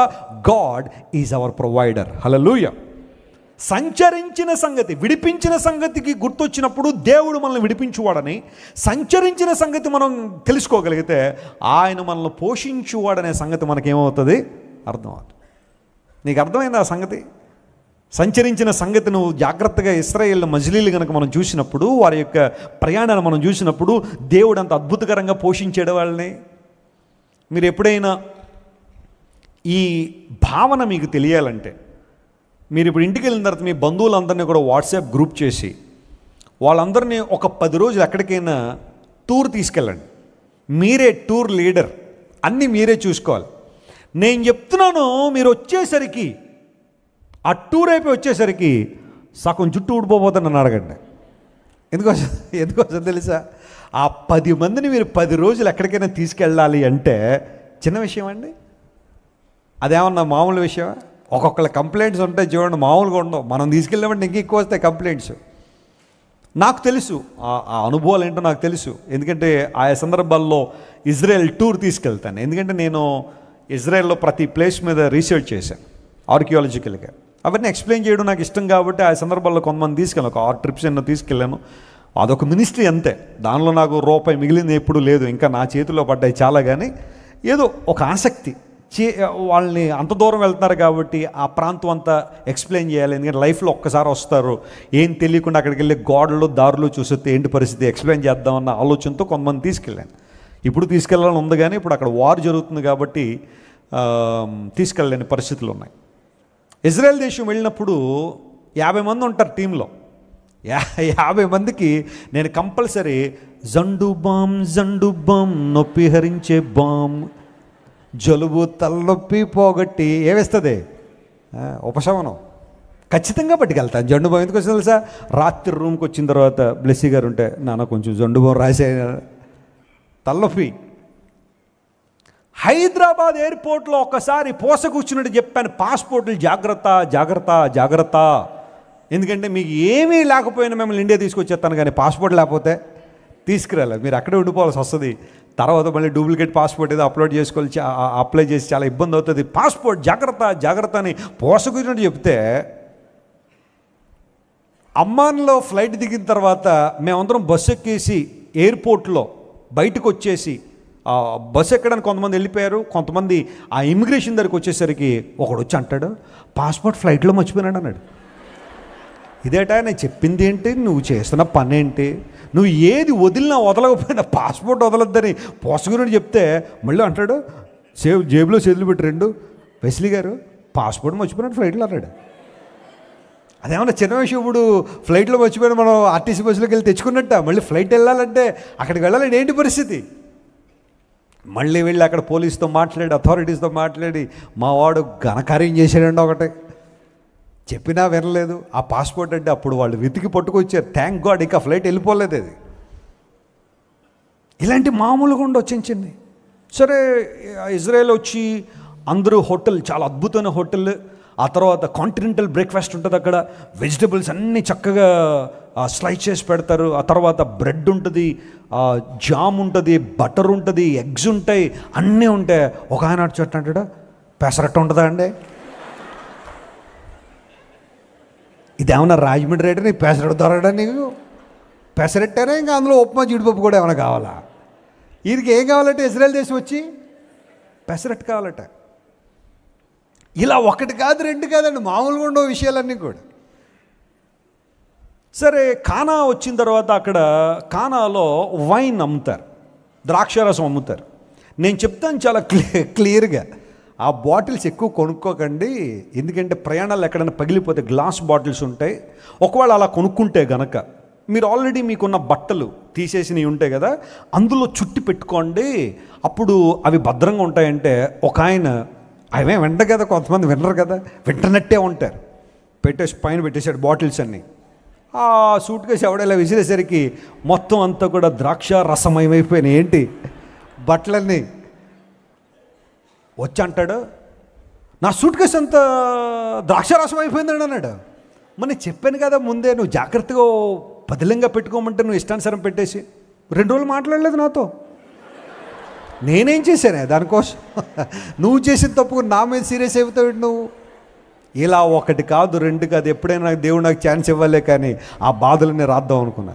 అదే మోషే గారికి ఇస్తే ఏమన్నా 10 మంది 20 మంది నడిపించాడు ఆయన. ఎంతమంది నడిపించాడు? సుమారుగా 6 లక్షల మంది. కాలుబలం అంటే 20 సంవత్సరాల పైన ఉన్న లెక్కేస్తారు, అది కూడా పురుషుల్ని. ఇప్పుడు స్త్రీలు పిల్లల్ని, ఆ 20 సంవత్సరాల లోపు ఉన్న పిల్లలందరిని లెక్కేస్తే సుమారుగా ఒక 20 లక్షల మందిని 40 సంవత్సరాలు నడిపించాడంటే ఈజ్ ద గ్రేటెస్ట్ లీడర్. ప్రపంచంలో ఇంకా లీడర్ అంటే పేరు పెట్టాలంటే మోషేకు పెట్టాలా. అలాంటి మోషే, remember the days that you're travelling in this wilderness, God is your provider. దేవుడే మీకు పోషక కూడా ఉన్నాడు. పగలు మేఘస్తంభంగా, రాత్రి అగ్నిస్తంభంగా. ఆహారం కావాలంటే పంట పండించుకుని, ఆ తర్వాత వాటిని గింజలు చేసుకుని, వాటిని మెత్తన చేసి రొట్టెలు చేసే సామర్థ్యం మీకు లేదు. కాబట్టి ఈ అరణ్యయాత్రలో అది సాధ్యపడదు. కాబట్టి దేవుడు ప్రతిరోజు ఉదయాన్ని ఏం క్రమరించేవాడు వాళ్ళ దగ్గర? మన్నా. What they have to do, they had to gather food and eat it. వారు చేయాల్సిన పని అంటూ ఏదైనా ఉంది అంటే, ఎవరికి తగ్గ వాళ్ళు గిన్నె పట్టుకెళ్ళి ఏం చేయాలి? వాటిని పోగు చేసుకుని తినడమే. శాబాత్ వచ్చినప్పుడు ఆ 6వ రోజు 7వ రోజు కూడా కూర్చుకోండి అన్నాడు. అంతే. దేవుని మాట విని ప్రతిరోజు మన్నా కురిపించబడతా ఉంది. ఒక రోజున మాంసం కావాలని అడిగారు, ఓకే, క్వైల్స్ని పంపించాడు దేవుడు, పూరేళ్ళను పంపించాడు. ఆ పూరేళ్ళు వచ్చి వారి పాళెంలో వాలిపోయినప్పుడు చక్కగా మాంసం తిన్నారు వాళ్ళు. నీళ్లు కావాలంటే బండల్లోంచి నీళ్ళు ఇచ్చాడు దేవుడు. అక్కడ నదులు లేవు, సరస్సులు లేవు. ఆ మార్గాన్నంతా చూస్తే డ్రై ల్యాండ్, డ్రై డెజర్ట్. ఆ ప్రాంతంలో వారు నడుస్తూ ఉంటే దేవుడు బండల్లోంచి నీళ్ళు ఇచ్చాడు. ఆయన ఇవ్వలేని ఏదైనా ఉందా? ఆయన కాపాడలేని పరిస్థితి ఏదైనా ఉందా? అమాలేకీయులు వారి మీదకి వస్తే దేవుడు వారిని తప్పించాడు. వారి నుండి విడుదల ఇచ్చాడు. అనేక మంది రాజులు ఇశ్రాయేలు ప్రజల్ని వారి యొక్క పురోగమనాన్ని అడ్డుకున్నప్పుడు దేవుడు వారిని కూడా గద్దించి విడుదలిచ్చి ఆ స్థానం వరకు తీసుకొచ్చాడు. Remember how God led you, never forget it. సంచరించిన సంగతి. ఎప్పుడైనా నీ జీవితంలో కృతజ్ఞత తగ్గిపోతుందా? ప్రభువుని ఆరాధించడంలో వెనకబడిపోతున్నావా? దేవుని స్తుతించడంలో వెనకబడుతున్నావా? వెస్లీ గారు, మీకంటే చాలా కారణాలు ఉంటాయని దేవుని స్తుతించడానికి మాకేమన్నాయి అంటావా? ఒకరోజు కూర్చొని ఇంట్లో అన్ని పనులు ప్రక్కన పెట్టే, అన్ని ఆలోచనలు ప్రక్కన పెట్టే, remember what God he's done in your life so far. ఎంతవరకు దేవుడు నీ జీవితంలో చేసిన మేళ్ళు ఉపకారాలు జ్ఞాపకం చేసుకో. ఇంతవరకు ఆయన ఎన్నిసార్లు నిన్ను మరణ పడక నుండి లేవనెత్తాడో జ్ఞాపకం చేసుకో. ఎన్నిసార్లు రోగాల నుంచి విడుదల చేశాడు, రోగ శయ్య మీద నుండి లేవనెత్తాడో జ్ఞాపకం చేసుకో. ఎన్నిసార్లు ఇబ్బందుల కొలిమిల్లోంచి, శ్రమల్లోంచి దేవుడు నిన్ను బయట తీసుకొచ్చాడో జ్ఞాపకం చేసుకో. మరణ పంచును ఉన్నప్పుడు దేవుడు ఎన్నిసార్లు తన వాక్యం ద్వారా నిన్ను బలపరిచి వెనకకు లాగాడో జ్ఞాపకం చేసుకో. దేవుని ఆరాధించడం తప్ప మరొకటి ఏం చేయలేవు. ప్రభువును స్తుతిస్తావు, ఆయన ఘనపరుస్తావు, మహిమతో నింపబడతావు. సంచరించిన సంగతి జ్ఞాపకం చేసుకో. God is your provider. Are you worrying about any provision today? ఈరోజు నీ పోషణ గురించి బాధపడుతున్నావా? వెస్లీ గారు, ఉద్యోగం పోయిందండి, ఏం చేయాలో అర్థం కావట్లేదండి, ఇంతవరకు నా చేతి నిండా డబ్బులు ఉండేవి, ఒక్కసారిగా ఉద్యోగం నుంచి తీసేశారండి, వ్యాపారంలో నష్టం వచ్చిందండి, ఒక భయంకరమైన ఉప్పెన లాంటి పరిస్థితి మా కుటుంబంలోకి రావడం ద్వారా, ఒక భయంకరమైన తుఫాను మా కుటుంబంలో రావడం ద్వారా పరిస్థితులు బాగాలేదండి, నా పోషణ ఏంటో, నా పిల్లల పోషణ ఏంటో నాకు అర్థం కావట్లేదు. నమ్మో ప్రియ దేవుని బిడ్డ, నేను పోషించే దేవుడు నీకున్నాడు. హల్లెలూయా. ఆరోచు పిల్ల కాకులను పోషించే దేవుడు ఆయన. పక్షులను చూడండి, అవి విత్తవో, కోయవో, గరిసెలలో ఏం చేయట్లేదు, అవి కూర్చుకోవట్లేదు, దాచుకోవట్లేదు. కానీ మీ పరలోకపు తండ్రి వాటిని ఏం చేస్తున్నాడు? పోషిస్తున్నాడు. ఆయన తన గుప్పిలి తెరిచి ప్రతి జీవి కోరికని ఏం చేస్తాడట? ఆయన తృప్తి పరుస్తారట. దేవునికి తెలుసు నీకు ఏ సమయంలో ఏది ఇవ్వాలో ఆయన తెలుసు. Don't worry about your provision, just depend on God. దేవుని మీద ఆధారపడు. ఆయన నిన్ను నడిపించిన సంగతి జ్ఞాపకం చేసుకో. ఎప్పుడైనా నీ జీవితంలో నా భవిష్యత్తు ఏంటి, రేపటిదను నా పరిస్థితి ఏంటి, రేపు ఏం తినాలి, ఎల్లుండి నా బిడ్డలు ఏం తినాలనే ఆ బాధ నేను కమ్మేసినప్పుడు అర్థం చేసుకో, ఇశ్రాయేలు ప్రజలకు మన్నాను కురిపించిన దేవుడు, బండల్లోంచి నీళ్ళు ఇచ్చిన దేవుడు, ఈరోజు నీకు నాకు ఏమిస్తాడు? ఆయన ప్రొవిజన్ ఇచ్చే దేవుడు. చాలాసార్లు మీకు చెప్పాను సాక్ష్యం, ఒక్క మాట చెప్పి నేను ముగిస్తాను. ఈ మందిరం కట్టేటప్పుడు అక్కడే చిన్న రూమ్ ఉండేది, ఒక షెడ్, దానిలోకి వచ్చి ప్రార్థన చేసేవాడిని రోజు. దేవా, నా వయసుకు మించిన పనిది.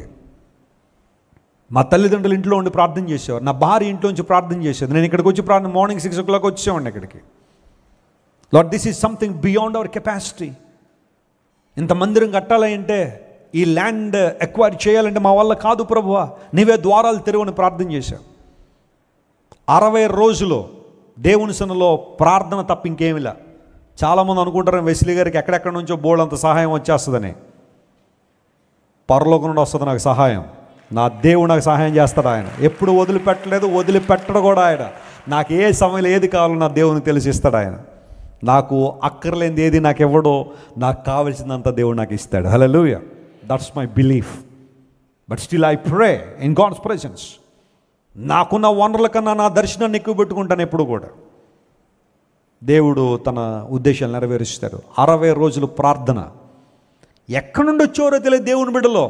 అప్పుడు యూట్యూబ్ కూడా అంత పెద్దగా లేదు, పోనీ సోషల్ మీడియా కూడా అంత పెద్దగా లేదు, ఇక్కడ మందిరం కడతామని చెప్పడానికి కూడా.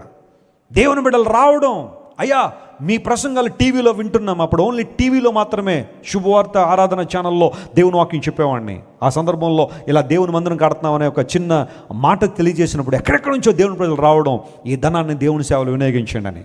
ఎగ్జాక్ట్గా ఆ రోజు నాకు ఎంత అవసరమో అంత ధనాన్ని దేవుడు పంపించేవాడు. 60 రోజుల్లో విశాలమైన మందిరం కడితే ఆ ఓపెన్ ఒక మినిస్టర్ వచ్చాడు. ఒక ఆయన వచ్చి లోపల రాగానే వావ్ అన్నాడు. ఆయన మినిస్టర్ గారు వావ్ అని ఆశ్చర్యపోయాడు. ఆయన, ప్రభువా, ఎక్కడో ఉన్న మమ్మల్ని ఇద్దరితో ప్రారంభించిన ఈ పరిచర్యను ఇంతగా హెచ్చించడానికి కారణం ఏంటో తెలుసా? నీ కృప నాయన. ఎంతవరకు మమ్మల్ని నడిపించిన విధానం. I don't worry about my future any time. I don't worry about my daughters future. నా బిడ్డల భవిష్యత్తు గురించి కానీ, నా భవిష్యత్తు గురించి కానీ, నా కుటుంబ భవిష్యత్తు గురించి కానీ ఎప్పుడు వరీ అవ్వను నేను. నా దేవుడు నన్ను పోషిస్తాడు. My God will lead me. The one who led me so far, he will lead me in future. Can you believe that? నమ్మగలవు ఈరోజు?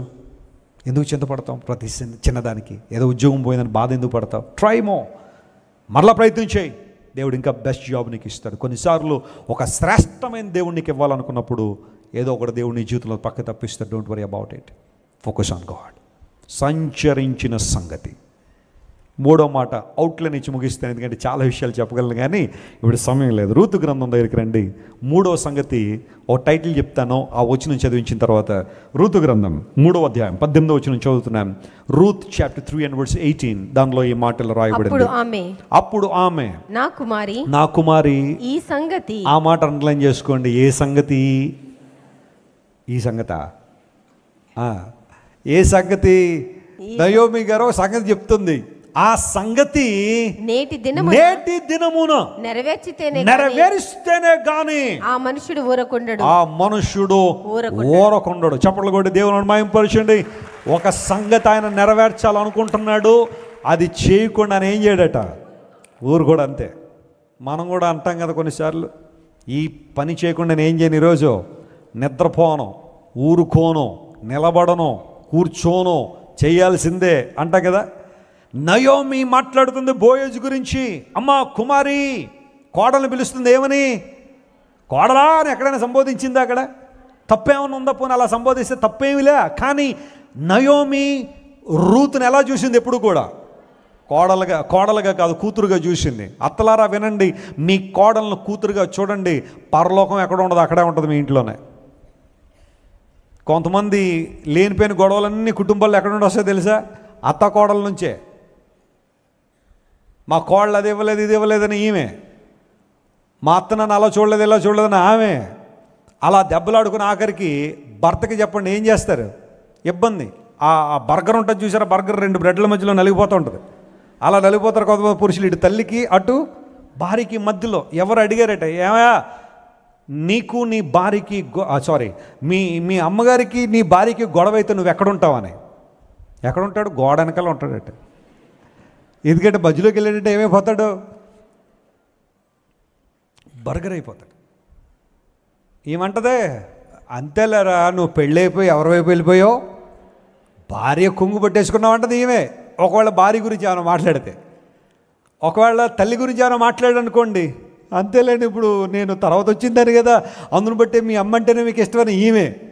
ఇంక ఈయన ఇద్దరు బాధ పడలేక గోడ పక్కన ప్రభువా త్వరగా ఈ గొడవ అయిపోలే సాధించి మనకి ఏమి వినబడినట్టే అన్నట్టుగా కొంతమంది వైజ్ హస్బెండ్స్ ఉంటారు. Thank you for your wisdom.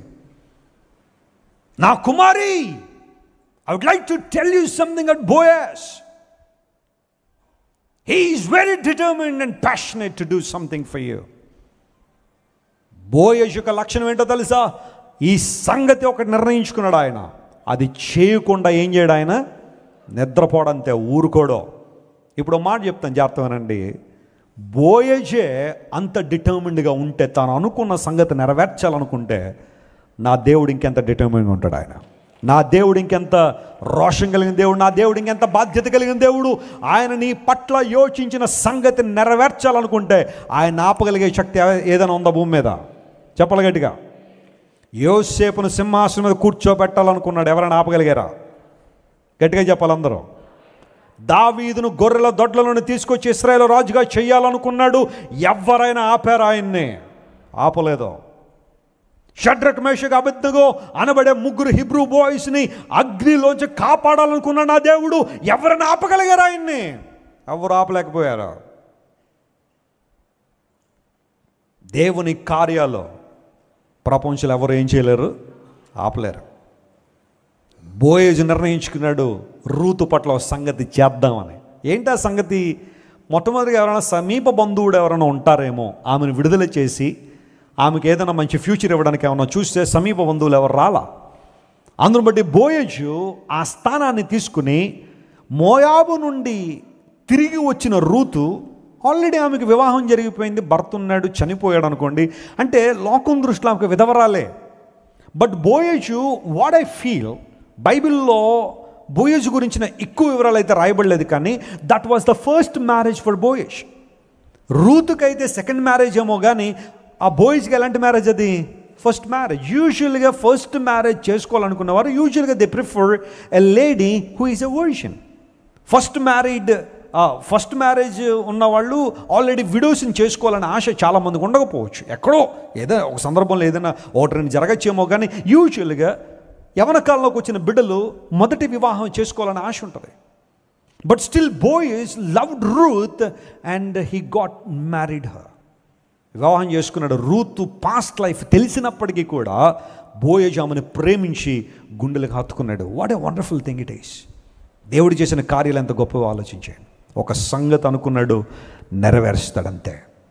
ప్రియ దేవుని బిడ్డలారా, మన దేవుడు వాగ్దానాలు నెరవేర్చే దేవుడు ఆయన. హల్లెలూయా. తన ప్రజలకు ఇచ్చే ప్రతి వాగ్దానం నెరవేర్చబడాలని దేవుడు ఆలోచన చేశాడు, చేస్తాడు కూడా. ఆయన ఆపగలిగారు భూమి మీద ఎవరో లేరు. నెంబర్ 1 విడిపించిన సంగతి.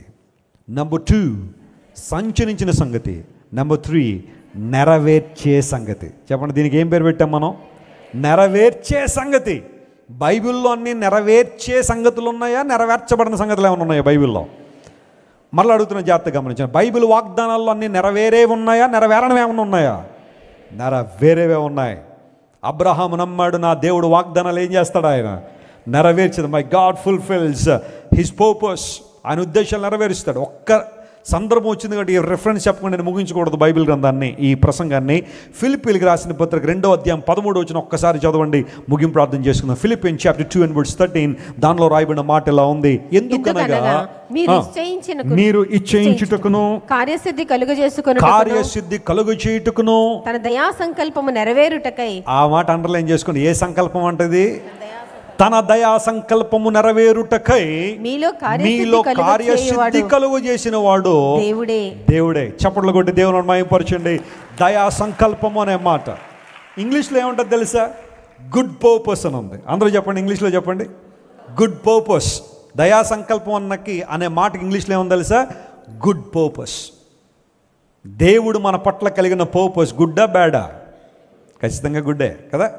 దయా సంకల్పం అన్నాడు, మంచి సంకల్పము. కొన్ని చోట్ల ఏం రాశారంటే గుడ్ ప్లెజర్ అన్నాడు.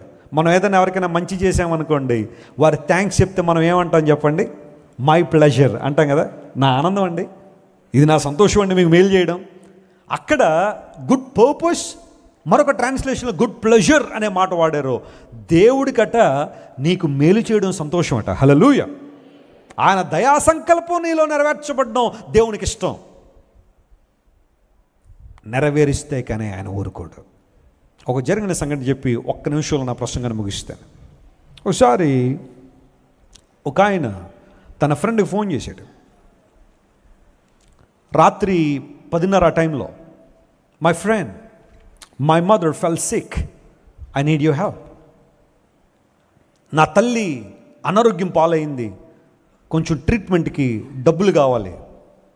వెంటనే ఆ ఫ్రెండ్ ఫోన్ స్విచ్ ఆఫ్. మళ్ళీ ఇంకో ఫ్రెండ్కి ఫోన్ చేశాడు, నాకు కొంచెం అవసరం ఉంది, నా తల్లి ఇబ్బందుల్లో ఉంది, it's a frank reason, would you please help me. అక్కడ కూడా స్విచ్ ఆఫ్, అక్కడ కూడా సహాయం రాలా. మరొక ఫ్రెండ్కి ఫోన్ చేశాడు, I need your help at this time, my mother fell sick, would you please help me. ఆ వ్యక్తి చాలా కాలం నుండి ఈ వ్యక్తి స్నేహితుడిగా ఉన్నాడు. And he is the one who can consider to, ఇతడు ఖచ్చితంగా నాకు మేలు చేస్తాడని నమ్మాడు ఇతను. అలాంటి నమ్మకమైన వ్యక్తికి ఫోన్ చేస్తే ఏం మాట్లాడలేదు అతను. ఇతడు 2-3 సార్లు ట్రై చేశాడు, 3వ నుండి ఫోన్ స్విచ్ ఆఫ్. ఒక చోట కూర్చుని ఏడ్చాడు. స్నేహితులందరూ ఇంతే కదా, నా దగ్గర అన్నీ ఉన్నప్పుడు అందరూ వచ్చారు, ఈరోజు నాకు అవసరం ఉంటే, నాకు ఇబ్బంది అయితే ఒకళ్ళు కూడా రాలా. మా అమ్మకి రోగం వచ్చి మెడిసిన్ కొనడానికి డబ్బులు లేకపోతే నాకు సహాయం చేయడం ఒకటి కూడా రాలేదని అలా ఏడుస్తున్నాడు. ఈ లోపల కాలింగ్ బెల్ రింగ్ అయింది. గబగబా బయటకు వచ్చాడు. ఏ స్నేహితుడిని అయితే తిట్టుకున్నాడో, చూసావా నేను ఫోన్ చేస్తే స్విచ్ ఆఫ్ చేసాడు, ఇతడు సహాయం చేస్తాడు అనుకున్నాను, మేలు చేస్తాడు అనుకున్నాను, ఇతను తప్ప నాకు ఎవరు లేరు అనుకున్నాను, ఇతను కూడా నన్ను వదిలేశాడు అని ఎవరి గురించి అయితే బాధపడుతున్నాడో, ఏడుస్తున్నాడో, ఆ వ్యక్తి డోర్ దగ్గర ఉన్నాడు. మిత్రమా ఇలా వచ్చావు, నేను నీకు సహాయం చేయాలని వచ్చాను, నువ్వు ఒక్క మాట చెప్పావు, దాని వెనకాల కారణాలు ఏంటి, ఎంత ఏంటి పరిస్థితులను అడగాలని నేను అనుకోలే. ఎందుకంటే ఐఎమ్ యువర్ ఫ్రెండ్, నేను నిజంగా నేను ప్రేమించే స్నేహితుడిని. తీసుకో ఈ డబ్బులు, మీ అమ్మ ట్రీట్మెంట్కి వాడు, నీ తల్లి యొక్క ట్రీట్మెంట్కి ఈ డబ్బులు వాడని డబ్బులు చేతిలో పెట్టాడు. ఆ డబ్బులు చేతితో పట్టుకుని ఈ వ్యక్తి అడిగాడు, నేను ఫోన్ చేస్తే నువ్వేం మాట్లాడలేదు, తర్వాత ఫోన్ చేస్తే స్విచ్ ఆఫ్ వచ్చింది, నువ్వు నన్ను వదిలేసావు అనుకున్నాను, మర్చిపోయావు అనుకున్నాను, నన్ను పట్టించుకోలేదు అనుకున్నాను, నా కష్టంలో నా బాధలో నన్ను విడిచిపెట్టేసావు అనుకున్నాను, నువ్వెందుకు ఫోన్ స్విచ్ ఆఫ్ చేసావని అడిగాడు. దానికి ఆ స్నేహితుడు ఇచ్చిన ఆన్సర్ ఏంటో తెలుసా? ఈరోజు నీకు తీసుకొచ్చిన డబ్బు ఆ ఫోన్ అమ్మేయడం ద్వారా వచ్చిన డబ్బు, టేక్ ఇట్ అని. ఏ ఫోన్ అయితే నీతో మాట్లాడానో, నా దగ్గర కూడా నా పరిస్థితి బాగాలేదు, నా దగ్గర డబ్బులు లేవు, నీకు ఎలాగైనా సహాయం చేయాలనుకున్నాను, ఈ ఫోన్ మార్కెట్లో అమ్మేశాను, ఆ డబ్బులు తీసుకొచ్చాను, టేక్ ఇట్. ఆ మాట వినగానే ఆ స్నేహితుని కళ్ళం నీళ్ళు వచ్చాయి.